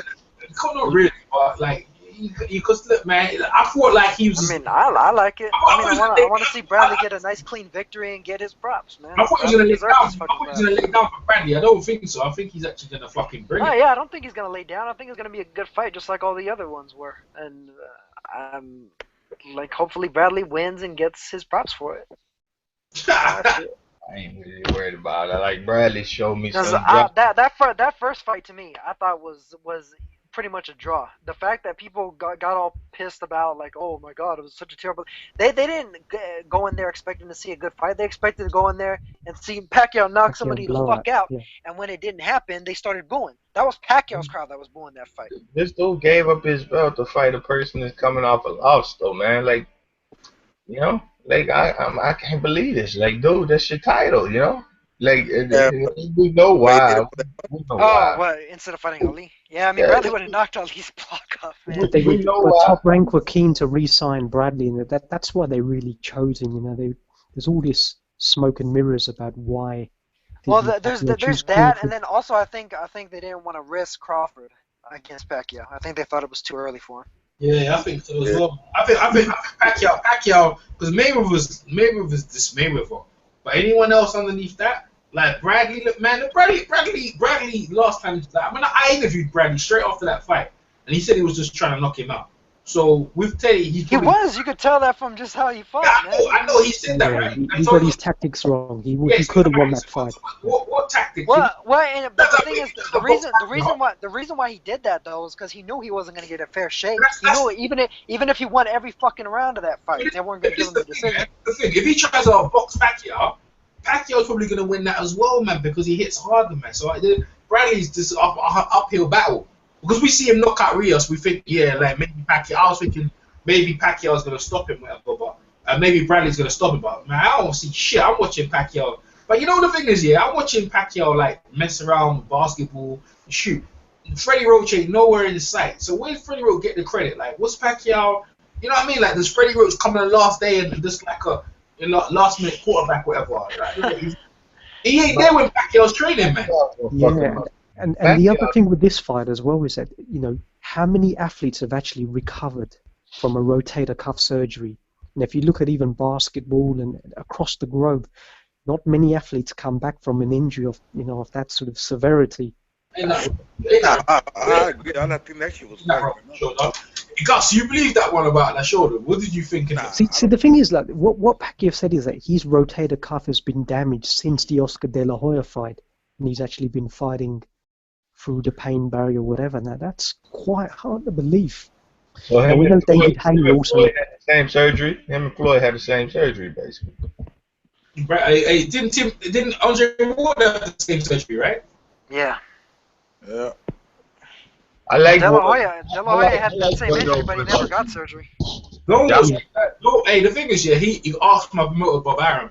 Now, if he wanted time off, I'm sure he could have had that. He didn't have to fight. Exactly. So you can't come to the biggest fight of your life, yeah. No big, because at that point, if he had that from the Oscar De La Hoya fight, that was the biggest fight of his career. After that, you should have healed up, go straight to the yourself. There's no way he had that level of an injury after that fight and didn't get it taken care of. There is no way. That's a flat out. That was lie. Bob Arum's official words, and I mean that's you know why? You know why? Because they would have used that as an excuse for why he didn't knock out Claudia, for why he didn't knock out Margarito, for why he didn't knock out Marquez the third time. They would use Brandon that as an Rios, excuse yeah. the entire way. Looking for the rematch. I think he was looking for the rematch, man. They thought they were going to get the rematch. Like, Mayweather just gave him a one-hit wonder. You ain't trying to get no. See, and the thing was with Pacquiao, the way Bob Arum's got him fighting like miniature, battle, dub-to-dub fight. How many, this is going to be the second fight with, this is going to be, third fight with Bradley, Marquez, how many fights? You know what I'm saying? Let's got the guy that's fighting. Hey, I'd be willing to bet you now they're gonna make Rios versus Alvarado since Alvarado just came back last week. Terrible, man. Yeah. Bob Arum even went back in the Ali days. Like, he just got these guys fighting like constantly. What about the what's his name again? What's the Rafael Marquez versus Israel Vasquez? 4 fights. Yeah. That one honestly really bothers me too. The fourth fight they beat the. They could have made so much more money. Yeah, they beat the prime out of each other before either of them was able to really make real cash. Yeah, they beat the shit out of each other. They were good. I mean, Rafael Marquez was one of my favorite fighters at the time. I thought he was really something, and just they end up beating the shit out of each other, and that's their legacy now, isn't it? Yeah, he did it the same with Morales as well, innit? Although they both had great wins before that though too. Yeah, Morales. It's just that they weren't big. They weren't highly paid wins. That's the difference. Because Israel Vasquez had knocked out Johnny Gonzalez. He knocked out Oscar Larios. Rafael Marquez beat Tim Austin. He beat. Who else did he beat? He beat a couple other really good fighters at that. He beat He beat Mark Two Shot Johnson, innit? Yeah, he beat him too. That's who the other guy was thinking of. Hey, and Thurman's been kind of quiet, huh? Furman, man. Furman is just... Man, he let me down, dude. I'm sorry, man. A lot of people... but that's what a lot of people do. He'll pick you right back up after he kick his ass, man, because he's going to kick his ass. So Porter? Don't worry about the talking. Porter? I'm going to be important. Yeah, I think Thurman beat Porter too. Don't worry about the pre-fight. Just watch. He's probably going to stop Sean Porter. To be honest. I know about that. I agree with you. I think he's going to stop Sean Porter. I think Porter's going to try and do that crazy, freaking hook from the outside shit and get caught, man. I think he's going to get caught by the counter. Porter's going to end up fucking fight. He's going to fight like Louis Collazo, man. He's just going to run down first. But Keith Thurman has declined, man. For Porter to win, he needs to go to Thurman's body, but he doesn't go to the body enough. If he's declined, Gus. I think Keith Thurman has declined in these last few fights. I think he's so fixated with preserving his O status. I think he's almost a safety first fighter now. Yeah. So they don't think the level of but you think it's more to do with the level of fights he's fighting much. No. If you look at Leonard Bundu, if you could actually hear the interaction between the corners and whatever, he had no interest in disposing of that fighter. If he'd stepped up a gear, maybe he could have, but he had absolutely no interest at all. No. I talked to Bundu, man. He didn't want no part. Bundu gave him the puzzle, man. After Bundu got knocked down, Bundu's never been stopped, man. Bundu's a tough guy. This is what I'm saying, guys. Like, in my opinion, this is just my opinion. I think the level of competition of the guys he's fighting are much better. So it's going to be harder for him to stop them. If you look at Luis Collazo fight now, Luis Collazo actually he retired on his stall because I think it's more due to fatigue on his own part. I think he gassed himself out because he was trying to commit to knocking him out after actually hurting Thurman. After having his best round, he gassed out subsequently. So, was that more due to Keith Thurman, inducing pressure and hurt on him? No, I don't think so. Sean Porter does not place his shots at all. Sean Porter, in that sparring session... He doesn't go to the body enough. In that sparring session, we saw this man try to be a different fighter. We saw him actually try to keep some technique. I'm sorry, but that's going to work against him. His best thing was being a dumbass that people couldn't figure out. But now he's going to be too technical for a guy who's too technical for him. So now when he's thinking, oh, here comes a check left hook, no, Keith Thurman's going to be firing uppercuts and crazier shots than a basic check left hook from Adrian Broner. Broner basically closing his eyes and winging the left hook. No, Keith Thurman likely going to stand his ground, sit in there and drop 2 or 3. And that's going to be the end of Sean Porter. I really believe Sean Porter's going to sleep. He's out of there, man. I don't think. You're gonna Okay. hear this. This is what you're gonna hear after the fight. You're gonna hear, we probably need to be at 154 because we could take those punches, but we drop too much weight. That's what you're gonna hear after the fight because Keith Thurman's gonna hurt him, man. I firmly believe that. I got some breaking news though, but not boxing. It's Hey, the MMA. hey, They let's they be fair legalized though. in New York. Let's be MMA fair. legalized. Kell Brook's a big 147 pounder. He didn't stop Porter. Kell Brook didn't try to. Kell Brook was in there fucking doing the dance with him. He was in there slow dancing and. Well, he was doing punching. the Vladimir Klitschko jabbing and hold. So. I mean, it could have been a good way. Like he could have stopped him by way of fatigue, but we saw Thurman hurt by a natural 130-pounder. Keith Thurman is a natural 147-pound fighter. Ain't been another weight a day in his life except 154. Come on, man. He out of there. He's out of there. You're talking about Julio Diaz? No, Bowman knocked his ass down, and to me, he looked significantly hurt. He got up and he was. Oh, you're talking about Broner? Yeah. No, that's true. That's true. I mean, if that would have happened earlier in the fight, he would have been in a lot more trouble. You know what, dude? Broner outboxed him for a few times, and that's sad because Broner wasn't even in shape, and he outboxed him a little bit. Yeah, Broner in shape. Broner's always in shape, man. Oh, he wasn't. Broner never in shape. That's his fault. That's his fault. Broner. Hey, Broner could lose to Ashley Theophane, man. Nah, he ain't losing to Theo. Hey, I'm telling you, he could lose to me. Don't keep his eye on the ball. I'm telling you. So let me ask you, why is Thurman taking so long to make this fight? It's made. It's already made. They got a date. Just trying to get a venue now, but I think the fight's been How done. long? I mean, first it was. I don't care about it though. I don't care about the fight. You see, the thing is, yeah, the welterweight division is stale. When Mayweather left it, 154 and 147, I'm not interested. I'm interested in the light heavyweight division, the heavyweight division, and like the bantamweights around them and the flyweights. And you know what I'm saying? Well, the problem is the welterweights haven't been making the best fights, man. They've all been avoiding each other and saying like, "Oh, on the A side, no, on the A side." No, they all only want Danny Garcia. That's what's wrong. Yeah, Man. That's just pissing me off. They like looking at Danny like, and if I was Danny Garcia, what I would do is I continue to fight like the 140-pounders. Like I would do the Lamont Peterson rematch. I would do a Kine rematch. Well, just set up a bidding war. Set up a bidding war between all of them. There's a Rod Salka rematch. All up because they don't deserve it. Everybody want to fight the small man. They don't want to fight Khan though. You heard his dad what he said. You don't want the Khan fight. That's true. What's up? Knocked him out and he was trying to force it on him. Like, I get he earned it. Well, shit, Khan ain't earned nothing. Fuck that. I ain't saying that. Yeah, Khan hasn't even won a world title at 147. Hey man, Khan's beat the best. He's beat Algieri. He's fought Pacquiao. He's beat Louis Collazo. You know what I'm saying? He's fought some tough. He's fought Devin Alexander. That's some good. Beat Algieri though. Did he really beat him, or did he go in there thinking he was going to look like Pacquiao and he turned out looking like fucking Prince Ahmed? He almost lost that fight. He ended up looking like Barrera. He looking like Hamed versus Barrera. He thought he was gonna look like Pacquiao. He turned out to be fucking Hamed. Yeah, I agree. That fight was close. Yeah. I think Earl Spence will show him how to deal with Algieri though. I think Earl Spence get that done. I tell you what. Let me talk about it. Let's talk about upsets this year. So Amir Khan's been upsetted.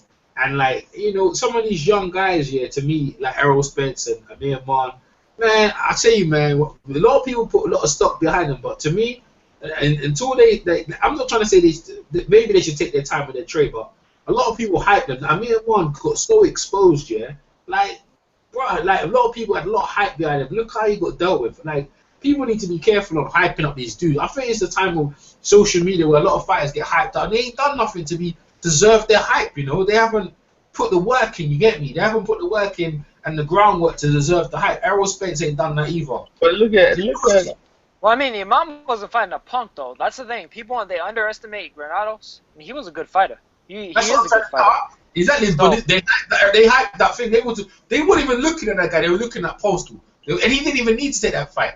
He was next in line for Postal. Postal would have murdered him, bruh.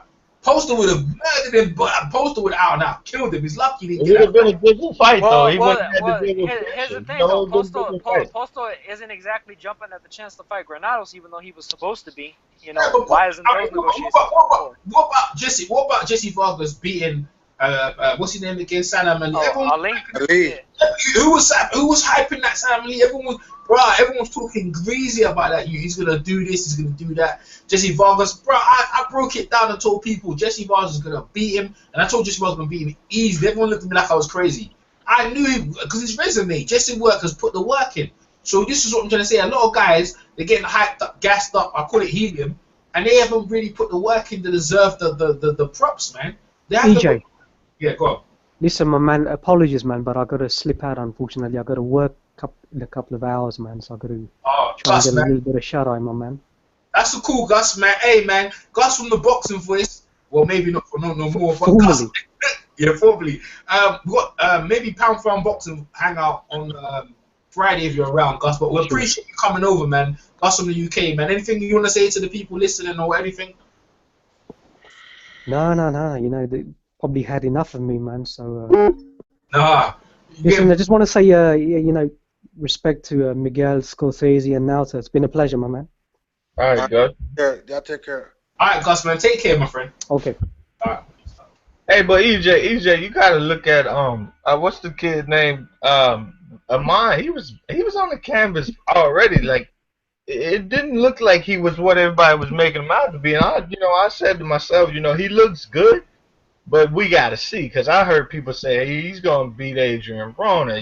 He's gonna beat this person, gonna beat that person. He's calling out Danny Garcia. I'm thinking to myself, maybe. Show us a little more, but you already been on the canvas versus the fighter before Granados, I believe. I think he was down there twice, wasn't he? Yeah. But then a couple of them guys, this is what I'm trying to say about them guys, man. We haven't seen that out of Spence yet, though. We seen Spence take a mean uppercut and stay on his feet and keep coming forward. These guys are just gassed up by everyone. Keith Thurman's another one, right? Keith Thurman, right? Every way he was talking it up like he was gonna kill guys, bro. The first guy to go, Leonard Bondi was the first guy to say, "What? I'm not taking this shit. Yeah. I'm having it." And to come back, and then since then, what's been happening? Louis Collazo said, "What? Fuck that!" Walked straight into him. I don't know he stopped Louis Collazo. People not having it, and Thurman realized it's gonna be harder than what I actually expected. He can talk that shit, but to live that shit, no. I think Amir Aman was talking. Well, he actually was talking now. His trainer. Well, they call him the old master, like Joe Gans. He was giving it to people. Then you're talking about Saddam Ali's another one. And I'm telling you, Errol Spence is another one as well. If you don't be careful, Errol Spence and the Charlo brothers. I don't rate the Charlo brothers. Hey, let me ask you a question. Well, who had a better win against Colasso? Khan against Colasso or Keith Thurman against who looked better? Khan, man. Khan is out. They both got hurt. Hey, they both got hurt. Now, Khan actually Yeah, screwed him. but actually Khan dominated. Khan, man. Thurman stopped him. Hold on. Thurman stopped him, no, bro. Khan held him all night. Khan was holding him the whole night. Khan beat him up, man. Well, I told the Louis Collazo before the fight, he said he was going to go straight for Khan's chin. He got beat up, man. He got beat up. Yeah, that's another thing. Luis Collazo was in there with no technique. He was in there just coming forward. He was talking shit and showboating. And then in the Thurman fight, he actually put something together where he tried to look technical and wasn't getting held. So you've seen a better version of Luis Collazo, not because of the opponent, but because he just didn't think about chin. You can't go in the fight just thinking knockout. You have several game plans, But to me, I would rather get him out of there in 5 rounds. I think that's what Thurman done. Khan went all night. But what I'm saying to you is that I'm not. This is the days. I'm not having it with these guys hype. No one's gonna come to me. This guy, this, that, the other, and you're gonna say, "What has he done? What has he done to prove?" And that's what I'm trying to say to you. And this is what a lot of people have been caught up for. They're hyping a lot of dudes, and some of the dudes they're hyping ain't done shit. I can agree to a certain extent, but I think it's sort of deserved with Thurman. He beat the guy that Kell Brook just ducked. Kell Brook basically said, "Oh nope, I was gonna fight you. Got a rib injury. I don't want to." Diego Chavez, he stopped him. You know, so I think Thurman deserves a little more praise than people want to give him credit for. But I mean, he ain't done much. If you start talking, oh, he got to fight Mayweather, Pacquiao, them guys are above the sport in a way, and you know, he ain't lived up to that in a way. But when you start talking about comparison with other welterweights who have done minimal, yeah, we got a conversation there. Yeah. So that's what I'm trying to say. I'm just trying to, because a lot of times, like I fall into Miramon, Asana Mali, everyone was just these dudes, but when they lose, everyone's so hurt. But what they, you know what I'm saying? This is what I'm trying to say. People need to take time with it. Errol Spence, you know, they need to take time with some of these guys they're putting out there, man. Some of them ain't gonna live up to it, and they get embarrassed. Like, I'll give you another guy, yeah. I'll give you another guy. Everyone's forget. So you Gary think Russell, Gary Russell Jr. What about Gary Russell? Gary Russell Jr. Yeah, Russell's horrible. Man, it's terrible. Yeah, go ahead. Gary Russell was fighting people who had 20 laws. Like We saying that now in retrospect. We saying it in retrospect. People were on it, bro. They're like, this guy, Gary Russell's the next. When he was gonna stay active, you know, I wanted to know when he was gonna get more active. I mean, I thought maybe he could be one of the prospects, but I didn't never say he was gonna be pound for pound. I thought he could beat Leo Santa Cruz. And he was around for the longest. The longest record. One fight was Salido, and he was able to handle Gary Russell. And if Gary Russell would have fought Salido, got that. I ain't got no excuses for Gary Russell. That's what I'm saying. That's what I'm trying to say. People get hyped up on people's skill set, and then how they just, you know, and then when they put him in there with real solid competition. Well, it was the fact that Morris was ducking him. Abner Morris was kind of ducking Gary Russell, and people wanted to see that fight. And Leo Santa Cruz as well. Yeah, they wanted to see those two fights, and people, and he couldn't get them, and they were like, well, they mad about him fighting baby competition, but don't nobody want the best of him. But then again, he could have tried to step up, but who no telling? He's no draw. They probably wouldn't even took the fight. But still, that doesn't mean he had to fight people that had like 23 losses and shit. That was like, I don't see Errol Spence doing that. I see Spence fighting people trained by Nacho Beristain, and they know how to throw uppercuts. They know how to use the ring. Like that last nigga that Spence fought. That dude was, he was legit on his feet. He knew how to fight. He knew what to look for. Beristain had him trained well. Who else did Spence fight? He fought Emmanuel Alarte. You go look at him and you'll see some skill in him. He might be like an opponent level, but you remember Felix Diaz that fought Lamont Peterson? Yeah. Yeah, that guy, Emmanuel Latte, fought him to a draw, I think. I think they drew. So Latte's no bum. And then he fought the guy up from Pennsylvania, I believe. What's his name? He had just came off a big win on like Fox Sports. Why did they have a fight against Cuellar? The guy that Beristain trains though just got knocked out in the first round. By who? By a undefeated fighter named Dario Furman. Well, that might be the reason why, you know. And then think about it, he took an ass whooping from Spence. Like you might not be. And to be fair, this guy's a knockout puncher himself. He's 13-0 with 10 knockouts. So, I mean, okay, well, you know, like, and to be even more fair, you might not be, you know you're a contender level. You just took the ass whooping of your life. You might not be too content when you're in the gym. I don't care who you're looking at. That's true. You know, so I mean, but in that fight, I think he was in shape. He had a game plan, and you seen it work. Spence adjusted to that big uppercut he was throwing. He landed some nice shots. The one thing that worries me about Spence is I think he takes shots a little too cleanly. And I think against like a real elite puncher, that could come back to haunt him. I seen him take shots that fight. After that, I'm not going to really say I've seen a lot of them taking shots. Man, that these guys, man.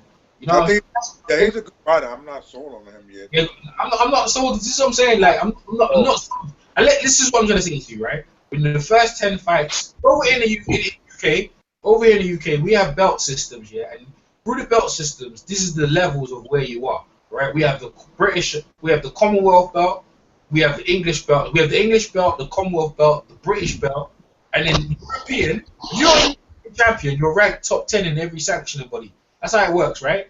And after European defending the belts, that's why Bundu was already for the world championship. After you get the couple of defenses European belt, if you can. You're the best in Europe. Then you go for a world belt. In America, you used to have the NEA belt, whatever, and I think that used to set you up for a world belt. But now you guys over there, you don't have you don't have no system that will get you ready for the world class. There's no system. All it is like this guy. Yeah, he looks ready. Let's put him in there. But you don't go through the stages to make you guys solid. You understand what I'm saying? Like, what's your stages of testing that this guy's going to be a great fighter or this guy's going to be ready for the world scene? You don't have that, do you? No, I think now they're going No. by media, and I think the media is the one that push a lot of this fight. This is what I'm just telling you. So if you cut the media out, stop listening to the media, and go by who they fought, then you can make an educated opinion. Usually, and I'm not, could be wrong. Usually, EJ, they really gotta prove in the European system that it actually works, because you know they got a lot of champions right now, but a lot of those champions won't be champions next year. Like Anthony Crolla, I don't think he's about to beat this Colombian. we're in Europe. You remember the whole of Europe. There's only one belt to represent Europe. There's only one belt to represent England. But okay, they might be fine in divisionally. Like it could work depending on what's in that division and that tier. But like Luke Campbell, he stepped up and he actually found a good opponent. They brought somebody in, this dude was kicking his ass. But he didn't have the belts. You know why? You know why? Because the guy he brought in was a European guy, and he didn't go through the stages. He wasn't a British champion or a Commonwealth belt. He never won one of them. But they threw him straight against a European guy. Okay, all right. Well, now I watched when Anthony Joshua won one of those belts, one of the ones you named. He won against Dillian White. He won the British. I know. I seen the Cornish fight. He won a belt in the Cornish fight. That's the Commonwealth. And I just thought to myself, he should never been on that level ever in my life. It was worthless to put him in. Now heavyweights is different, man. Heavyweights is different because it depends. It's just gonna depend divisionally of what they really present. Yeah. And I look at Earl Spence, and if you put him on if you put, let's say, Carson Jones in there with Earl Spence, the Carson Jones that fought Kell Brook, Earl Spence ain't gonna lead a front foot. He's not gonna jump outside the pocket and be running from him. I'll say this much: Carson Jones gonna give him trouble. I can tell you that much.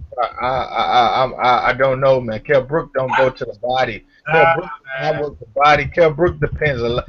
That Kell Brook depended a lot on his feet. This is what I'm trying to say to you. There's two, but Errol Spence should be facing people like Carson Jones. That's my point, man. There's too much stock in these guys, yeah, and they're not fighting battle-hardened, testing guys. That's what I'm saying. You should be fighting people like a Carson Jones to get your experience, innit? You should be, you know. That's what I'm saying. They don't fight enough guys getting you ready for the championship, and that's why I think he has. I think Emmanuel Arte is that type of fighter. Come on. I really do. He wouldn't have, listen, man. If you watch the Felix Diaz fight, you would never say that this dude shouldn't be. Let me give you another example. Yeah. See, what's his name again? The guy who people say he beat Jarrell when he fought Carl Froch, right? That was his first big world title shot, right? He never had like the stepping guys. Or I don't think he did. And when he went in there, what happened to him? He went in there and ran. He went in there and ran. I don't care what you guys say. He went in there and ran. And then still won that fight, man. He still won that. He never won that fight, you know. And then what did he do with Arthur Abraham? Yeah, he got clubbed out and then he disappeared for like 5 years. Came back. And look, James the girl. That's tough, man. You ain't telling it right. You got cheated. He got cheated, bro. You ain't telling it right. James the girl schooled him and bagged him. No, that was not a schooling. James the girl won the fight, but it was not a schooling. What do you mean he schooled him? No. EJ, I remember you telling me personally. This is what you told me personally on that fight. You said, man, if Andre Durrell fought the fight that James DeGale fought over here in the UK, he would have not got that decision. That's what you told me. You personally told me that. Yeah, well, that's true. But it wasn't schooling. He did knock him down twice. But it got up and it was a competitive fight. They both were. It wasn't competitive. That wasn't competitive. No, it was 14. It was 114, like 113 on 2 cards. I don't listen to the cards, man. What my eyes saw? I saw a landslide, bro. I saw James DeGale gave up 2 rounds. He gave up 2 rounds, yeah. No, I saw a close fight. I couldn't believe the Wire's post fight when he was talking about the blowout it was. I saw a close fight like two of the judges. I did get a fight to the Gale, but I looked at a few of those late rounds and I'm saying, hey, now if they went draw, I wouldn't have no. And then plus we get to see it again. You know what I mean? But James, don't get me wrong, James DeGale is the truth. I think both men are world class fighters. I see James the Girl. They got him fighting Porky Medina. What a waste. And they got Lucian Bute, who lost to James the Girl, fighting Buddy Jack. Buddy Jack lost to Porky Medina. I mean, what is this going on? The IBF. It's the wrong way round, isn't it? IBF, man. IBF. Hey, guys, breaking news. Donald Trump just won Arizona. What do you mean won Arizona? Won Arizona. How did he win Arizona? What did he do? Did he met? No, we're talking about far as the votes. You should have known that, though. You should have known that because there's a lot of people in Arizona that don't want the immigrants, don't want the Mexicans Oh, coming. Donald Trump. You know, I was just thinking. I think it's what Don King. You know that? I was thinking it's like Don King. I was like Don King. Like shit, really? Oh, Donald Trump. He won Arizona. That means people want the wall, isn't it? I guess, isn't it? Well, yeah, of course they would. They are like right there. So they picking the. I don't know, man. It's just a fucking circus. Crazy, boy. I'm telling you, this motherfucker's getting out of hand. That's your new president right there.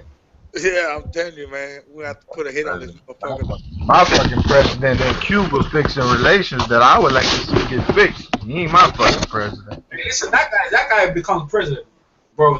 You're kind of the end of the world, man. That guy's itchy. Just put the bombs on people, bro. Yeah. Tell you, bro. He'll put the bombs on anyone. This is it. We're gonna have to move to London. Fuck this. Nah, they ain't gonna be safe here because we're aligned with you as well, so they're gonna get you as well. You can't go nowhere. Any English speaking colony, you're getting fucked, man. You know what I mean? They're coming up. Why? Hey, them motherfuckers bomb like a country, no, a city that only holds like I think Brussels is probably like 2K deep in population, about 200,000, and they bomb a place. Damn, they like, bro, 200,000. That mean like little ass states like fucking New Orleans is next and shit. Not states. Yeah, like. Yeah, bro, you know, like Brussels is not no New York City. They ain't got no millions of people. They ain't even got no 500,000 people. It's like 200,000 people over there, and they fucking bomb that little ass place, man. Man, this shit finna go down everywhere, man. Like, what? You guys, let's change it up to boxing. Hey, now, you got any news? Well, I mean, there's it looks like Estrada's trying to be fighting Donny Nietes coming up, so. That fight, that's a good fight right there. I like that one. Yeah, it is. Yeah, I like that fight. I think Estrada wastes him though. Yeah, I think he does too. He's too strong for Nietes. Nietes is a good fighter, but he has flaws that just haven't been able to be exploited by his opponents. I don't think none of those small guys, like except Roman Gonzalez, I don't think many of their styles, like if they went up in weight, they would be like good styles. I just think Roman Gonzalez is the only one that would stand a chance versus fighters that had complete styles. Like I really can't get, because it's like you throw, I throw. That's all it is down there, pretty much. That's not the case, man. I mean, you gotta. I saw Roman go to work. I've seen this dude. I've seen the Mexican guy, the Estrada, and I was just not impressed, man. I was thinking to myself, well, who'd you see him fight against? The last old man he fought. Oh, Tyson Marquez. Yeah, he was taking some, he was giving some, and I just said, here we go. He dropped him like 3, 4, 5 times, man. It was later too, right? Yeah, but I mean, it was a pretty easy fight for him against a former world champion. I didn't think it was easy. The old man was giving him work. I mean, he gave him a couple troublesome rounds early, but otherwise, I mean, there's a lot of foot. I think Roman is like the only one down there that he can plant his feet. He can fight on the inside. Like he could do pretty much. It's like the only one I've seen down there. Even when he was fighting. How about you know you're watching over there. Get out. I don't see much of a Nui. I don't see. Me and Naruto will give you a nice one, bro. Naruto will give you a nice history on them. Like you'll change your mind real quick. Well, I swear to God, man. I seen Roman fighting this Asian dude, and this Asian dude looked like he was going in circles the whole fight. He was just fucking in a circle, and I'm just saying to myself, this guy is the only style there. I don't see much of a new yo. I'll be honest about it. I've heard a lot, but we don't get much. We don't get him here. He ain't been fought. He- He ain't fought he's- Watson. He ain't fought. You can watch him on YouTube, but then you'll hear like, oh no, and you don't know what the hell's going on. That shit is fucking crazy, man. You trying to study a fighter, and all you hear is like a fucking dude just snapping every time a Yeah. punch goes. Well, But just mute Jasmine, it. I think that's even harder to do, man. I got ADHD, man. I can't just sit and watch. Yes. Hey, you guys. Hey, let me finish the show. You guys can continue talking. But for the guys, Any other news? hey, no, you can still you talking. I'm just gonna just shut the show down. Hey, for you guys, yeah. So we've made our predictions. Hopefully they'll come true. Maybe like after fight night, if any shocks happen, we'll get back to you. But from EJ Boxing Live, from Gus, Miguel, Nauta, and Scorsese, we'll catch you on the next one. Peace. All right.